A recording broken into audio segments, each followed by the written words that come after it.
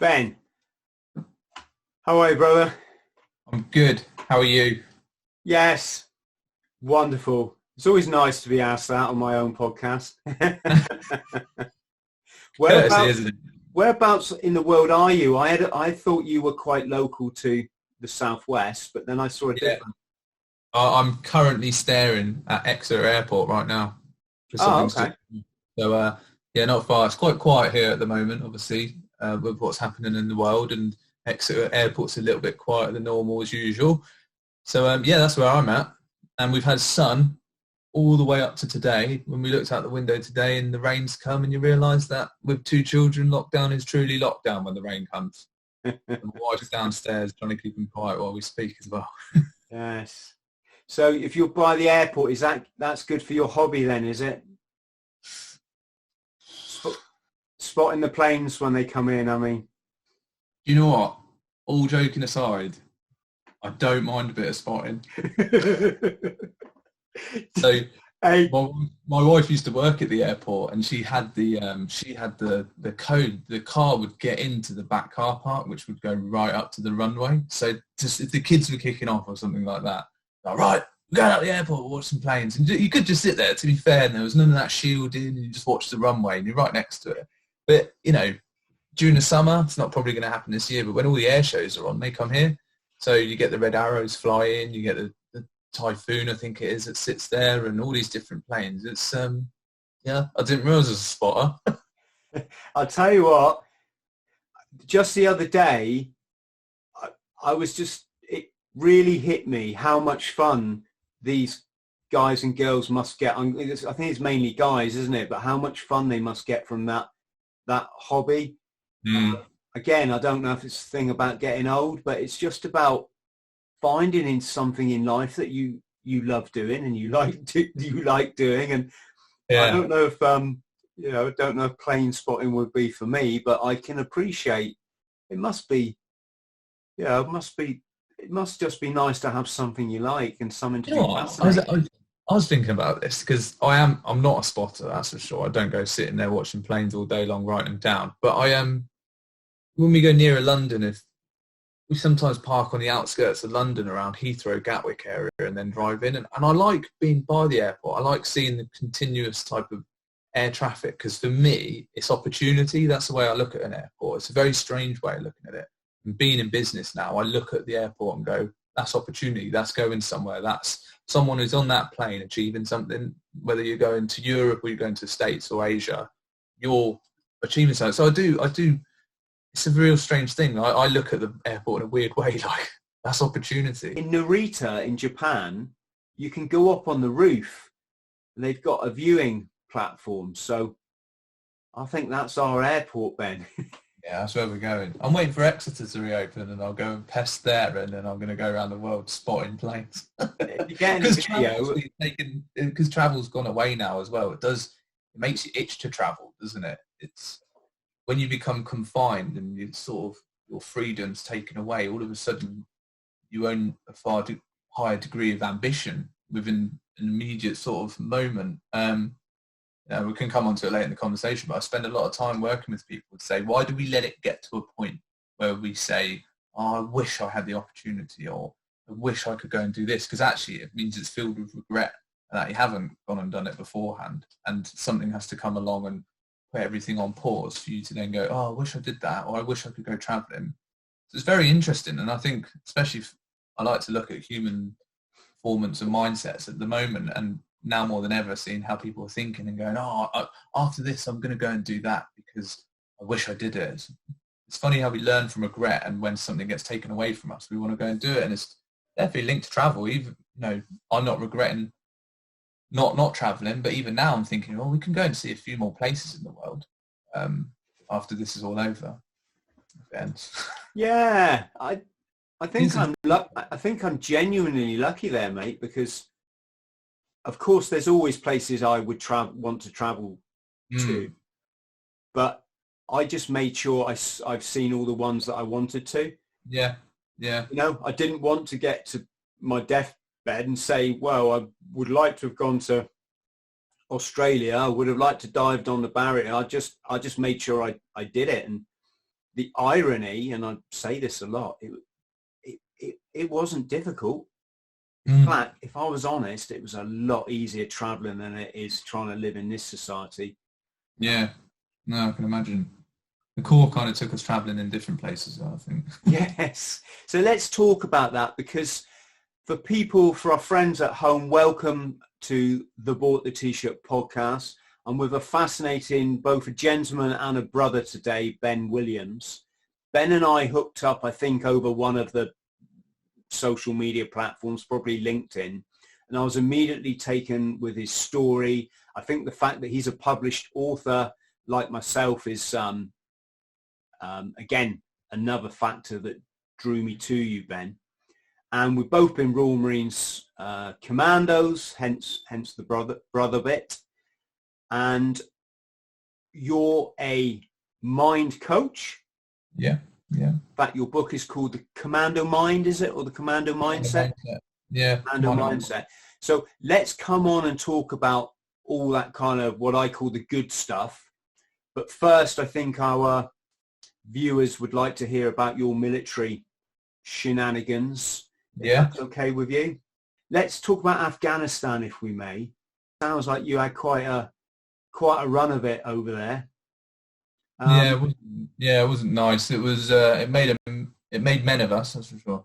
How many did you do? I do you know what? Careful what you wish for. I was fortunate to just do one, and it was on the close down. When I joined training, I joined in 2009, passed out in 10, deployed in 2011, back to peacetime deployments into PDT, and then Afghan got knocked on the head. So part of me is like, I wish I had more of an operational experience in the sense of collection of tours, but I know guys I know who've done multiple tours have said the one we did with Lima Company and Herrick 14 was fucking ruthless. Yeah. And we learned a lot within those sort of few months of how to soldier and what you can come back with and how to implement it into your career. And I'm glad I didn't go back on. I had the opportunity to move across to 40 and go on Herrick 17, but I wanted to take my command courses. And so I didn't go through with it because they weren't going to go and do a good job. They were going to go and sit in FOBs for 7 months and didn't really have much interest in it. So, little bit of a recap. That's interesting because I was Lima Company. Yeah, Lightning Lima. Yeah, and we had quite a time of it in Northern Ireland as well, funny enough.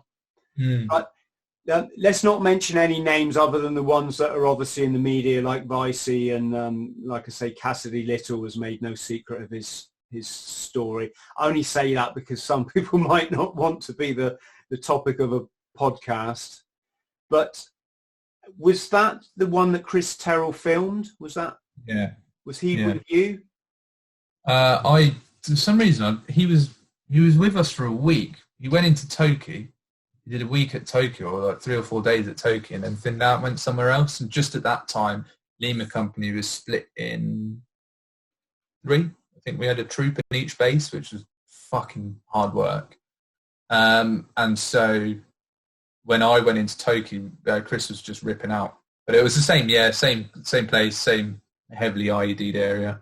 Was it your first time in the Middle East? Yeah, it was at that point, yeah. So what was it like? Where did you fly into? We did Greece, outskirts of Dubai, and then flew into Camp Bastion straight away. Okay. And that was surreal for me. Like, I remember there's not many flights that you fly in and they say, right, put your body armor on and your helmets on, and everyone goes into the brace position, and they turn out all the lights. I didn't know what. You obviously haven't flown with Ryanair. Yeah, you just don't get a helmet, do you? But yeah, I remember sort of when that happens, thinking, "Fucking hell, why are we doing this for?" You think outside the box, yeah, so you get shot down and that they don't see us approaching and all that stuff. But it was just such a surreal place. I genuinely, there was points where I wanted to come home. I think everyone goes through a tour like that where you're just fatigued and ready to come home. But I genuinely enjoyed being there as a Royal Marine. I didn't like necessarily, obviously, what was always happening and the natural consequences of war. And especially a war like that at that time, we were in the heart of the green zone. So your visibility is 150, 200 meters until the next tree line max. You're playing IED roulette all the time. They could see you more than you could see them all the time. And it just felt like we were constantly on the back foot. It was, yeah, we killed a few people and did the normal stuff, but more of our guys seemed to be getting killed and injured. And you just always seemed like you're on the back foot, but yet there was such an element of calm about it as well. And like, it was so nice to live basic, the fob we were in was basic. For the people listening or watching it, it's probably good to point out that you don't kind of win in this situation. You're there to, they call it dominating the ground. It's just like Northern Ireland. The truth of the matter is the if we can call them rebels, they get so bloody good at what they do that they run circles around you. The chances of ever seeing one of them becomes so slim because they blend in with their surroundings in not just what they wear, but also their tactics. And and you inevitably you're actually waiting for the political situation to change, for the combat to come to an end, for there to be some sort of political settlement. When did you? So did you got to your base? You started going out on patrols. We were a strike ops company, but we were forward operating, so we didn't stay at Bastion and strike ops. We were in a FOB and then strike ops from there. But forward operating base, yeah. Yeah, FOB. Yeah, we were actually at FOB Folad, which was, what was it? It was like north of Lashkar, I think. I think it was. I can't remember off the top. Oh, Nadi Ali North. And we were operating normal patrol from there every day. We were always out once a day, and then we'd also do strike ops as well, which would be to fly into local areas where they knew Taliban were, to have a punch up and then fly back to the FOB. So it was quite like a hefty routine we were on, but it was really, it's enjoyable. There was a lot to do. When we first started the tour, it's because it's the start of a summer tour. There was no real enemy threat because they were farming, and it was during the poppy cultivation period. So all Taliban were farming, so there was no real issues from them, which gives you a little bit of a false sense of security. But it gave us time to adjust to the area and almost acclimatise to what we're doing. And then, about 4 weeks in, the first rounds went down and we were scrapping.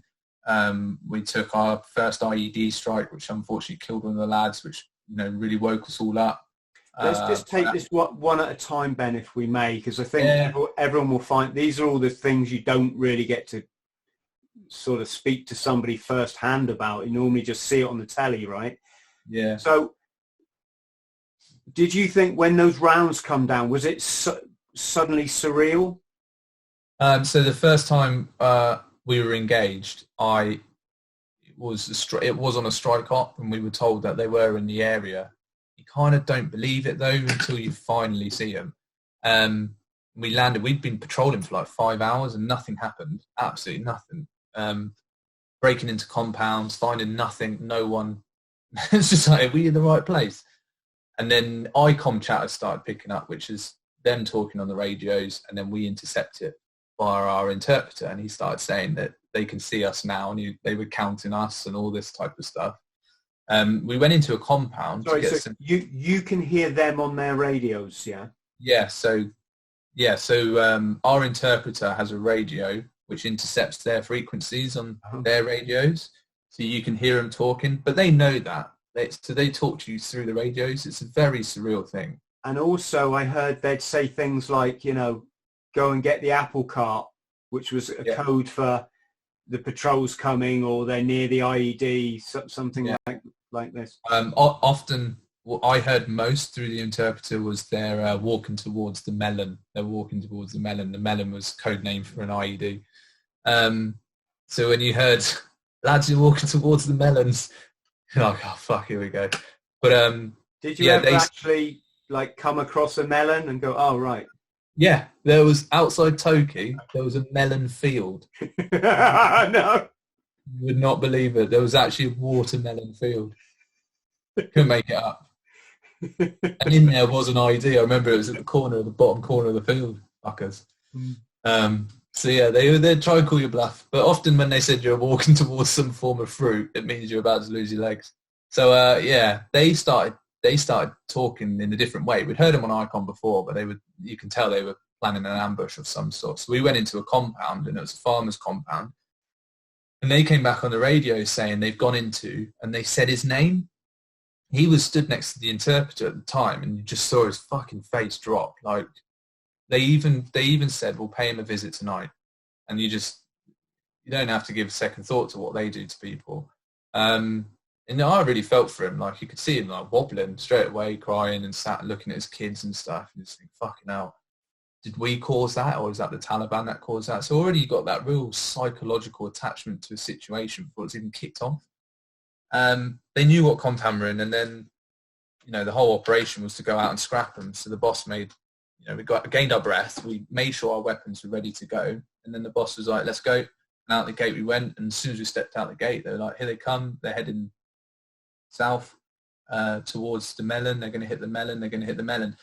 And then we got reports from iStar assets, so the drone in the sky saying there's 4 enemy packs heading towards your position now, all armed, come from this angle. And then when you hear it from your own forces, you're like, this is fucking real. Ben, can you keep talking, mate? I'm just going to tell my next appointment. This is too fascinating to ask you to stop. Keep talking. I don't want you to think I'm on my phone being rude, but I'm going to delay my next appointment. Playing Fruit Ninja, aren't you? Playing Candy Crush. So we started walking towards the ditch and a crossing point. I was third man across, and the ditch was hard to get in and out, so we're helping one another. And as we're jumping in and out of the ditch to get onto the track on the other side, just a hail of gunfire came through us all, and it spat out the ditch. It hit through the trees. It hit the wall that we were next to. And my training went fully out the window. Literally, you're taught to return fire, take cover, return accurate fire. I just jumped straight in a fucking ditch. The water went above my head, and it was, I can only describe it as not like the start of Saving Private Ryan, but that sound of bullets going through above water and that muffled sound is like zoom, zoom, zoom. And instantly I knew I'd done wrong. I was fucking like, fuck, I've jumped in the ditch. That's not how I should have reacted. It should have been like turn and shoot. Oh God. And then that happened in a split second, and I peered my head out the water because I still had a bit of the ditch above me. Peered my head out the water and literally squinted thinking, fuck, what's going on here? And then everyone else had got in the ditch as well. So I was like, right, at least it wasn't just me. I would have thought that's just completely... Yeah, it's probably me over-assessing the situation, but no one had returned fire. We'd all just sort of got the fuck out of the way. And then a lot of inexperienced lads there. There was a lot of experienced lads, but for a lot of us, it's the first time. You're like, fuck, a little bit loose chickens. But it takes a set... You kind of need that. You're never going to react how you think you'd react. And just there was one person on the track firing, and it was Vicey, all on his own, bang, bang, bang, bang, bang, back at the enemy. And we're in the ditch, and I'm sort of looking at him like, what do we do? And he just shouted at the ditch, check your fucking flashes. Oh, it's always stuck in my head. Check your flashes. Royal Marines Commando. Remember what you're here for. That's all he said. And then we scrambled out the ditch, and the enemy had sort of come off the track and moved down the wall, and they were coming back around. So we had to get on the wall, which was in front of us, and start firing back across. And I got to the wall. I had the LMG, weapon on the wall, fucking stoppage. Oh, fuck! Dropped to the floor, cocking the weapon, jump back up, stoppage. I'd obviously submerged it in the water. I was like, I couldn't get it fucking working. Vicey's like, get that fucking weapon working now. Someone else fills my boot. They get a stoppage. It was just an utter clusterfuck. Like it was utter. But it only took a couple of minutes. I know that sounds like a long time, but it's not. It was very quick to then just take this moment of calm, condor moment we speak about in the Marines, don't we? Just to, right, get a grip. First time really I've ever had to pull myself down from 9,000 feet back down to planet Earth and go, sort your stoppage out properly. You do the drill. Get to the wall. I'm on the wall. Begin firing. And then you're up and down with your buddy, who I'd been through all the way through training with, and it was very surreal to be on the wall with him. One's firing, one's up, one's down. Yeah, move.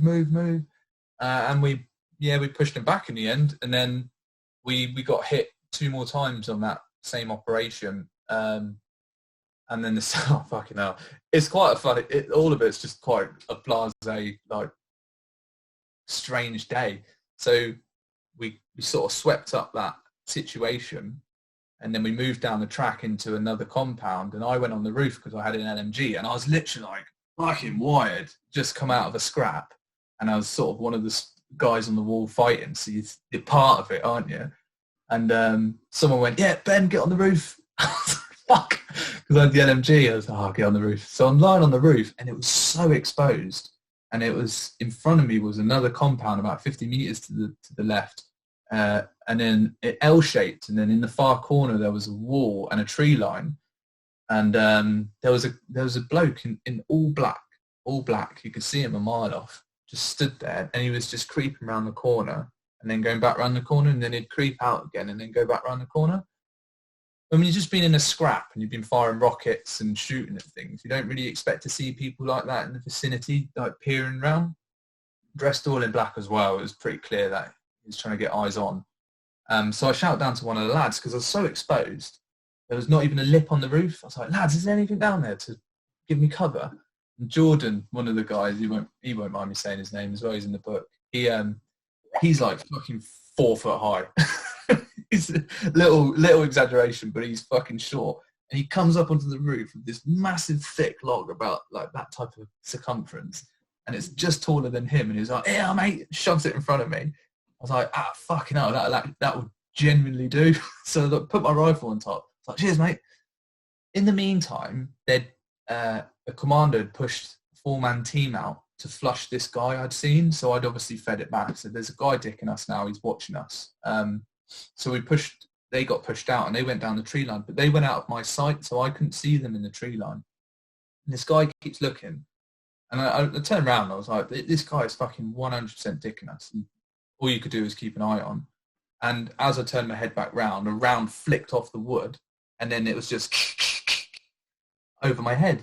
And I was trying to peer over the log to have a look at him, and I couldn't see fucking shit. Like, where it was hitting the wall, it was spitting up with dust. And I wasn't as flappy as I was on the first contact like an hour before. I think I was still in the moment. I remember lying behind the log thinking, oh, for fuck's sake, Jen, why is he... I couldn't see him. He's just absolute ninja at firing around corners. And I think... Was it the same guy that was dicking you? Yeah, so the muzzle flash was coming from his area. Dicking for people at home is watching and then feeding back to your comrades. Yeah, and he was definitely that. And then the firing started, and I could just about make out that it was coming from that corner. So I started to lay down rounds into him. We started to have this exchange, and I was having no effect on his exchange. So I was firing, and he'd fire back, and I'd fire, and he was firing. It was this real... I knew he was behind the wall just doing that, because his shooting was quite inaccurate. He managed to hit the log, and then all it was doing was like splashing around me, but they were near enough to fucking shit you up a bit. And then it just intensified. As I was firing, he was continuing on. I was like, I can't even suppress him. So I managed to get myself to the back of the roof. I crawled back sort of below the edge of the below the edge of the log, really kept low. All the time it's going, I got this all on video as well. It's crazy because as I went to drop off the roof, there was like a ledge which I was going to stand on. But above that was a fucking hanging basket. And I didn't see it. And as I'm like crawling back, I went to like slope off the roof and I got my foot stuck in the basket and my leg came literally over my head. And I'm like, fuck. So I've got my foot stuck in like a pissing hanging basket. The eyelets in my boots are caught in the metalwork. And these rounds are still cracking over top of my head. All I could do was literally like fire like that, hoping for the best while I was trying to free my boot. Anyway, I finally freed my boot and then stood up and then did a rip-roaring from the shoulder, nailing his position. And then a voice behind me from in the courtyard was like, fucking stop, fucking stop. I was like, what? Like so caught up in the moment, like a duck below the roof and looked down as my commander and he was like, stop fucking firing. I was like, fuck off. Like not thinking straight back up on the roof and fired another burst. And then he just shouts, oi, hold your fucking horses. We've got lads out there. And it all comes flooding back, doesn't it? Fuck! The lads are out there in the tree line. I was like, I'm getting shot at here. Like it was a real, like, what do you want me to do? Like, I'm getting fucking, it's just like, just observe. I'm like trying to like observe. And the firing had stopped. I don't know, I'm not going to sit here and say I hit him. It just stopped. And about 10 minutes later, the four-man team came in through the gate.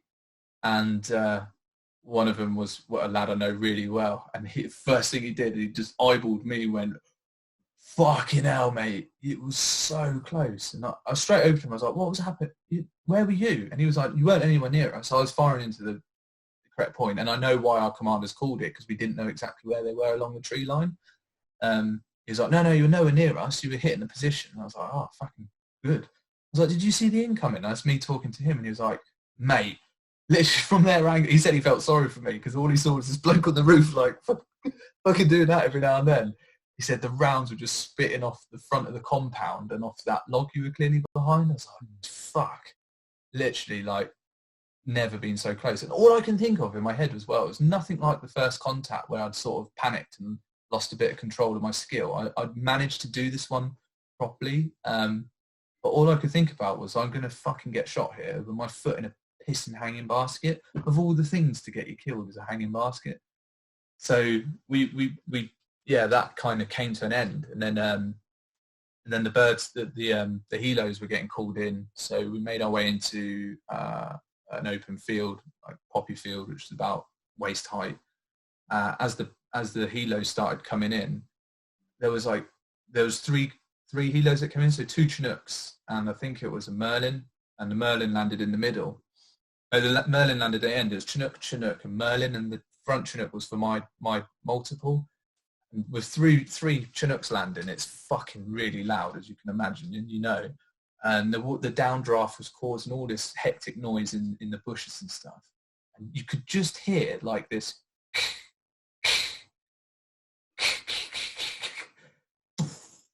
and then incoming. And we were like, fuck. So all 3 helos were lying in this field with literally, they must have planned this as well, because we looked back across the field and it was just muzzle flash from the opposing tree line, and they were just malleting it. And it was just a case of fucking run, because we were all stuck in the open. So lads are literally like firing, manoeuvring one another, covering each other onto the helos, stopping on the tailgate and firing back at the tree line. And everyone gets on the helo. So I think about 50 of us went on the op. So you can imagine there's 50 of us in this field, 3 helos, about 50 people. And when I got on the helo, I was one of the first on the helo, and you could hear it go smack into the cab, and you can fucking see him pinging through the roof and coming through the metalwork. And I was literally like lying on the floor. Everyone was lying on the floor, just like, because the underside's armoured, isn't it? Or more armoured than the rest, and just like fucking waiting to get shot. You couldn't do anything. And then we left this and we flew, and we're out, and all the rounds stopped, and you could hear no more but the thud, and everyone was just like, whoa, what has just happened there? But like instantly thinking, what about the other helo? There's not a chance, no one got shot there. we landed back at the fob, but one of the other helos had been struck in a fuel tank, and they had to do. The lads said it was the worst time ever because the red light came on and all they could hear was. They just thought they were going down. Where did they make it to? They had to do a diversion flight, and I think they went. They didn't get back to Bastion, that's for sure. They went somewhere else, and yeah, the pilot basically crash landed it in the middle of a fog. But they all made it, and no one got hit. No one got hit at all, and it was a miracle. And it was a very lucky escape for a lot of us. You know, me especially that day. I think my 9 lives were up quite quickly within that day. So it was quite an intro from the Taliban and scrapping. But then, within 2 days, we deployed another operation, and that's when the IEDs started going off and people started losing their lives. And I think it was okay on the first stop because no one got hurt, and you're a fighter because you scrapped the enemy. And then the second op, when it goes wrong, it's fucking different ball game. Mm. So how many lads did you? How long was your tour? 7 months. 7 months. Wow, it's a long time. I got 6 months in before we got blown up. So 6 months. Okay. How many lads did you lose? 4-2. We lost 7, and then across the battle space, I think it was like 40 people were killed on the tour. It's not a horrific number in the sense of other wars that have happened in the past, but there's a lot of people to lose, that's for sure. Well, yeah, I mean, it's quite significant. But the attrition rate, well, one thing was keeping everyone alive was IDs, and sort of early on in those tours were they'd take your legs off and no one really people knew what to do, but the casualty evacuation, the medical abilities of people weren't necessarily as on point, and not on point as in a skill set, as in what had been designed to deal with these injuries over the years. So come my tour, we had these incredible tourniquets that you'd just stick it on and pull it, and then Velcro it down, twist, and it was on, and you'd put 2 of those on. Hemclot, which you'd stuff into wounds and stuff. All this really sort of magical stuff, scientific stuff, was saving people's lives. And because of all what had happened in Afghan all the way up to that point, and what people learned over the years, we'd been taught in such a way that when it happened, you knew how to deal with it very quickly. I've put tourniquets on quite a few people who lost their legs and stuff, and you're just so quick into it, and the moment you see the bleed stopping and things like that, you know you've got a grip of it. So many lives have been saved because beforehand double and triple amps were happening, they'd just bleed out because of course good enough. But when we were suffering, people were so quick and the kit was so good that we were saving lives, and the MERTs were coming in quicker, and the triage back at Camp Bastion was just phenomenal. So the people which were unfortunately passing away were the shots in the heads, the necks, the blown in pieces, then that that's part of war. How many of those lads were shot and how many were blown up, the ones that died? I think 2 were shot and 5 were blown up. And the rest of the 40 odd across the battle space, I couldn't even tell you. Most of the injuries I saw were through IEDs. You saw a lot of them, you said? Saw more than I wanted to see, that's for sure. So I mean, that's a bit full on, isn't it? I mean, when the guy got shot behind me, got shot 3 times, right? But because his we think we called it an Eniba jacket for some unknown reason, but because his flak jacket took one of the rounds, I think the other 2 rounds hit his equipment, so there was no blood and gore. I just had a guy yelling, "I'm hit, I'm hit, I'm hit," as if he had a sucking chest wound or something. And when I'm ripping his kit off, I'm like, "You're not fucking it, you're not fucking it," But that was quite frantic. Yeah. I'm trying to envisage you now when someone's had their leg blown off. That's the kind of full on end of the spectrum. It was always, it was. I know lads within our troop and across other companies, dealt with horrific things to witness. Cass Cass Little, who, you know, the explosion he was involved in, and the lads which had to deal with that, you know, friends of mine which have been through training with, dealing with horrific things, and we all came across those horrific things. I'm fortunate to say I only saw a few amputees, which is quite a strange thing to say, but I'm glad I didn't have to witness, you know, your mates red misted across the battle space and stuff. I did see people get injured in such a way, but they weren't a Marine or a soldier or close to me. They're either a local or I saw a few Yanks get hurt quite badly. I remember my boss lost his leg, and I had 2 IEDs go off behind me throughout the tour as well, which is always quite surreal when you think, fucking hell, I've just stood over that. We were on a patrol quite late into the tour, and it was like an early evening patrol, so we were trying to beat last light, but because there was an IED strike, we didn't beat it in the end. But it started off in such a poor way. We walked out the gate, and we'd probably gone about 400 metres, and the ANP, so the National Police, a whole patrol along the Neb Canal, we were in the green zone, they could see us, started engaging us, started firing at us. So we're in contact with the ANP. When we go to fire back, the boss was like, fucking don't you dare, lads, just get down. So you're all... The Afghan National Police, yeah? Yeah, we're all cowering, literally behind like any cover we could find while we wait for the ANP to stop firing at us. And then over the radios, there was sort of an exchange back to HQ, back to them. So what the fuck are you doing? And they said, oh, we thought they were Taliban. Really? Which was quite a strange start to the patrol. And then we went down further into the green zone. I think it was a pickup patrol, so we were picking someone up. Then we patrolled back. And last light was just sort of stepping in. And with last light, the temperature goes a bit more humid because of the green zone as well. So my glasses started to steam up. And so I took my glasses off, and the boss behind me was like, "Oi, Ben," he's right behind me. He's like, "Get your fucking glasses back on, Lofty. You know, sound boss, just giving good direction." Like, yeah, I can't see, boss. And he's just like, "Get them on." Put them back on, almost begrudgingly and sulking. Then we came up to a real small ditch, and Jen, it's probably about that deep. So just to clarify, Ben, the glasses are to protect your eyes in case an IED goes off, yeah? Yeah. So to stop frag. And we crossed over a ditch. I was third man, and we were all jumping the ditch. And I remember the guy in front of me said, "Jump the ditch." So jump the ditch, and turned around to the boss. I was like, "Boss, jump the..." As I was shouting, "Jump!" Jumped into it, and it just went like fucking. The ditch erupted, and it knocked me back. And I was on the floor. My lip was on fire, as in pain, and bleeding because something had hit me in the jaw. So fucking little bit dazed for a second, and my glasses had skew whiffed as well, so I sort of just ran them down my Osprey quite quickly and run over to the ditch, and the boss was in there like out cold, and his leg was in a complete shit state.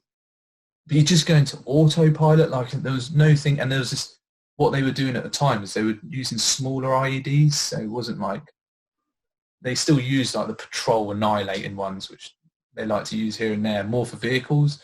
But they were using like 2 or 3 in an area. So someone would set one off, then someone would run over and set another one off. And then all of a sudden you've got 3 or 4 casualties attending to casualties. And so that was all, you know, second and tertiary IED threat. Jumped into the ditch. The boss was out cold, and I was, fuck, they've got to be here. So I was like really conscious of where I was trying to put my hands and my feet and staying almost very cocooned in myself whilst dealing with him. But, you know, managed to get the tourniquet on, and then got the other tourniquet on, and then he came round. So his leg... It was just hanging off. Just hanging off, yeah? Yeah, it's just hanging off. And in that case, do you have to get him on a stretcher and just put the leg on as best you can? It gets even more... Yeah, so I got the tourniquets on, and then I got the tourniquets on, not as like a hero thing, but I got them on rapidly. While I think the rest of the patrol was sort of like coming to terms with it. I don't know what happened. I just went into autopilot mode and jumped in the ditch straight after him and put the first one on. And then the lads came over, 2 lads came over, no one else came over because of obviously the threat of more IEDs. So we sort of worked in very small groups. We dragged the boss out of the ditch who was out cold, and then put the second one on, and then started wrapping FFDs around like the exposed wound. And then he came round. Fucking hell, what the fuck's happened? And he was straight into like boss mode. He was like, right, secure the area, secure lad, fucking trying to shout orders around him. Look, there was a very humorous moment. I was like, boss, shut the fuck up. You've been dealt with now, right? You've been hit. Someone else is in charge. He's like, fuck. I was stood on it, like completely in shock. And then the pain kicked in. He's like, oh my God, my fucking leg, and my leg, and my leg, and my leg. And he's an absolute hero about it. He didn't like cry or anything. It's just like, fucking leg. Oh my God, is it there? It was like, not really. There was a very, cheerfulness in the face of adversity is Marines thing, isn't it? And there was a degree of gallows humour where it was like, it's not their boss, all right, just deal with it. Did you say, hands up, who's got two legs? Boss, what's your hand up for? Yeah, it gets weird though, because guys being guys, the first things everyone seemed to check when they, wanted checking when they were blown up was their testicles left there. Did you wear like groin protectors? Yeah, they work, but if you got hit by an IED hard, they ain't gonna work. He when he came round, he's like, oh my God, my leg. We went through that rigmarole. I was like, it's fucked. Just bear with us. Let us get the morphine in. And Ben, is it there? It's like, what? Like I'm still in like adrenaline mode. Like what? What's there? Fucking leg? No, the obvious. My dick. Check my fucking dick. And he started flashing. I was like, check your dick. Yeah, get my dick out. That's all he wanted to know. So I've unclipped his I've unclipped his blast pants. I've actually got his dick out, and it's there in my hand, and I'm literally holding his knob after just applying 2 tourniquets, and he's missing the leg below us, and the 2 other lads are with us like, fuck is going on here? This is Afghan for you. I'm literally holding his dick, and it's just such a boily thing to do as well, isn't it? And he went, wobble it. I was like, Jen, he went, wobble my fucking dick. He went, show me my balls. Like, trying to like cup his balls around. I was like, it's all there. Went, oh, thank God for that. Put it away. Wow, you. Fucking hell. When you're in shock, that's the sort of thing that would come straight into your mind, It's a real moment, and the light left us, so we were in complete pitch black dealing with the rest of it, and we put him on the helo. Or the Mert came in, put him on Mert, fucked him off, like gave him a big high five, and he was kind of out of it. And then I got back to the compound where we were staying, and I started I was in a bit of like a fucking hell. Was this your operating base compound, or did you stay out in the field? No, this is not operating base, but it was a pimped up compound, if you can imagine. Got back, and I was checking all my kit off and sort of trying to get some of the blood off your stuff, and I found my eye pro, so my protective glasses, and there was a fucking bit of frag and a complete crack along the lens. And so I'm sat there reflecting on it, thinking, fucking hell, like 10 minutes before he got blown up, he said, put your glasses on, put your fucking glasses on. And then the IED goes off, and it's caught a bit in my lip and a bit in the glasses, and had he not said that, I probably would have joined him on the Mert. Did you have your camera on throughout this? No, not in that one. I did catch while we were waiting for the helicopter to come in. I took a photo of him, and he's like all wired up on morphine. He's got a cigarette hanging out of his mouth. It's a good photo. But a lot of my headcam footage got wiped after I got blown up, because the guy who took it off my helmet back at Camp Bastion said to me, you don't want to watch it again, which I actually disagreed with. I said I did want to watch it again. I think that helps you process. He wiped it off there. Yeah. What a prick. Yeah. Was he I'm guessing he wasn't a Marine. Yeah. He was. Yeah, rear echelon. I know. God, that would have helped a lot of things, to be fair, to process a lot of information, because when we got blown up, it was on. When my team got blown up, and we had quite a catastrophic ID strike. So it was a bit of a, wouldn't mind seeing it, to be honest. But God, yeah. Yeah. So, and can you tell us about when the ID that took Vicey out? Yeah. Although taking that character out isn't really the right expression, is it? He seems to be quite invincible from what I know of him. Yeah, I meant to call him shortly, actually.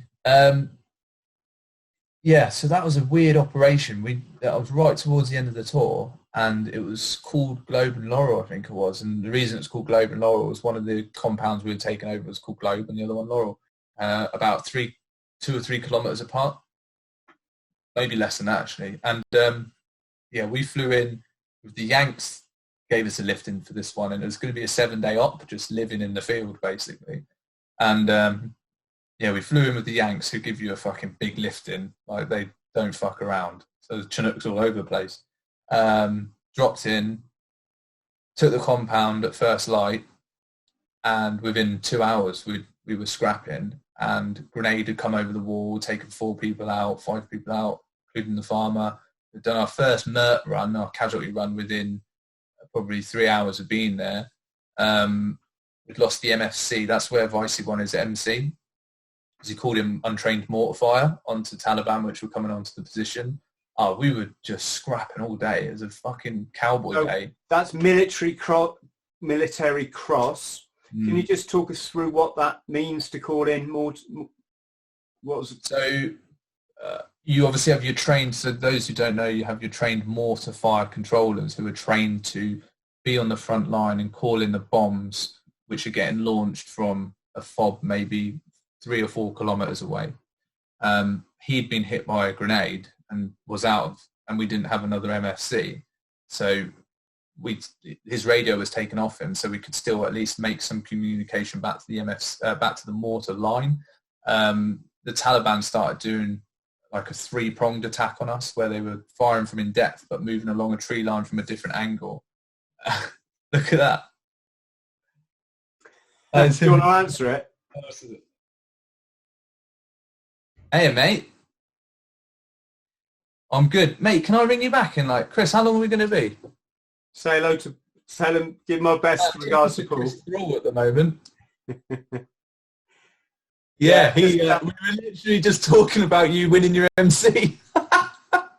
On a podcast, tell him. Talking about when, literally when you were calling it in, and literally as I said to Dick, you were fucking ringing me. Yeah, mate, I'll give you a call shortly, all right?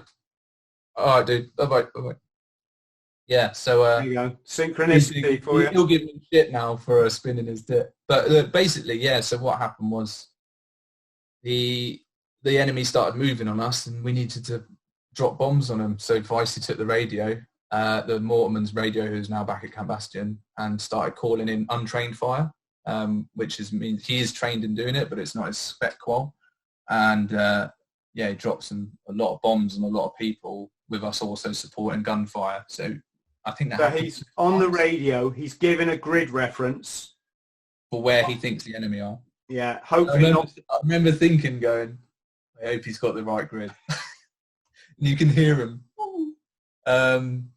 Yeah, we pushed, I think, 3 waves back that day. I know that sounds very heroic, but it was just scrapping. They were coming up, fighting, and then going back. And it got to a point in the day that if you weren't on the roof, you were just in the compound sleeping. And even when it kicked off, you just listen for the screams, make sure there was no screams, and just let the lads scrap it out, because it was becoming that sort of fatiguing. Which is also, you don't deplete your ammunition or your manpower for the sake of it. So it's let the lads on the roofs deal with the scrapping, and then done. But the day ended quite nicely. You know, the Taliban sort of went to sleep probably about 6 o'clock, and we were left to ourselves. And then the next morning, we were tasked to go into the village, which was 200 meters behind our compound, nowhere near, not far at all, sorry. And we went straight out the back of our compound into, at that time, the crops were 7, 8 foot high at that point. They really, really were up. And you're just moving through it. It was like the jungle, just moving through it. And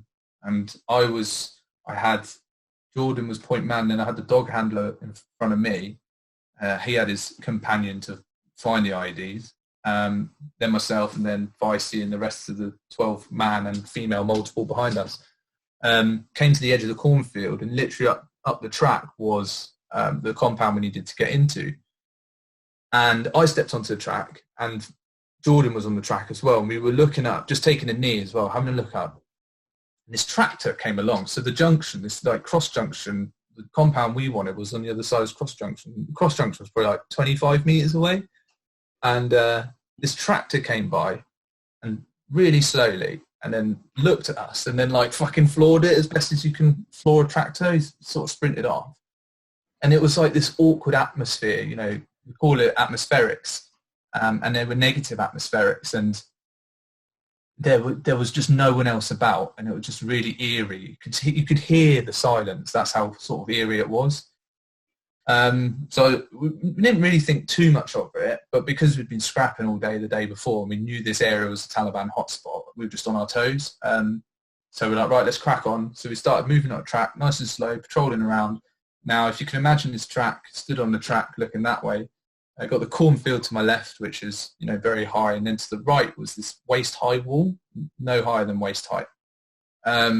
Started moving, and we literally got on the cross junction, and two guys just walked in front of us, dressed all in black, trainers, the telltale sign of Taliban, and they stopped in front of us meters away. And they looked at us, and we looked at them. Before you could even move, they fucking legged it as quick as they could. As they recognised us stood there, they fucking ran off into the field. They ran in behind this, you know, waist height wall into that field. And I turned around, as did Jordan, and we looked at Vice, and he was like, fucking run. And we started running towards the compound because we just knew it was going to go wrong. I reckon I took 3 or 4 steps, and the fucking world just went bang, like all the dust just ripped through. Like I was hitting the back of the head, fell over, my leg just felt in so much pain. I was left standing, and then fell to the deck in a slump. Couldn't see shit. There was just orange dust everywhere, and like bewildered, looking around, the piercing noise in my ears of like that tinner sound. Fuck, I've been hit. I thought it was me. I was like, I've fucking been hit, because my leg was like in so much pain. And the dust started to just clear, and the way I sat down was I'd sat down on my leg. So I had my right foot forward, and then my left leg was under me, and like I'm lying back with my kit, almost bewildered, and all I can see, I look down as I see one boot and then just my knee. I was like, oh fuck, I've lost my leg, lads. Like started sort of screaming. Oh, it's embarrassing looking back. Lads, I fucking lost my leg. And then the dust started to clear, and it was just like common sense. It was just shock that came over me, and I could just about make out the fact that I was sat on my fucking leg like an idiot. Stand down. And but then as the like a gust of wind or something caught the dust, I looked back down the track, and the waist height wall was completely gone. All the rubble was in the track. There was, I think, pretty much everyone was on the floor bleeding out. Like weapons had been smashed up. Just all the kit was fucking everything. It was just horrific to look at. So let's just recap. So the two Taliban that ran, what significance are you saying that they had just planted this device, or were they come on? Yeah, I'll skip a few details there. So when that went off, I was facing that way, but the ID went off right behind me. So what I speak to Vice about it now, before, and he thinks he pinged it last minute. That was actually a DFC, so directional fragmentation charge. So it wasn't in the ground, it was in the wall. And so what we think they did, I think it's very fucking obvious what they did, because we didn't step on a pressure plate. What we think they did was that was a command pull. So someone would have just been waiting, and it's probably those lads who we bumped into went off and pulled it. You know, they're waiting for us. So we're going to come from a angle. Hopefully we come from this angle and they can pull the cord. And that's pretty much what happened. I think when the guys went back and checked it the next day, they found the wiring from the pull cord. So they just waited for us to go by, and then bang, they pulled it right in the center, and then that causes an explosion that comes at you rather than from beneath you. From beneath you, it rips the limbs off. From at you, it just fires bolts. They had all sorts of shit in there. Like the guys the next day went back and sort of cleared up the area, found like syringes, goat's teeth, bolts, just anything they could get their hands on, like in a big tub. And all that metal just ripped through our patrol. So I got caught in the leg. Jordan, who's probably 3 or 4 meters in front of me, got caught in the face somehow. And then Vicey, Luke Darlington, and Gav Bolger and Spence, who are behind us guys, really took the full force of it. And I remember looking at them thinking they're fucking dead. I saw Vicey behind me, so I started crawling back to Vicey. And yeah, got to Vicey as another lad who'd not been hit in the blast got to him as well. And he jumped on his neck and started pushing his fingers into the wound. But Vicey was just covered in blood and all his clothes had been ripped off and stuff. But he'd been caught with a laceration in the neck and it nicked his main artery. So he was just like out the side.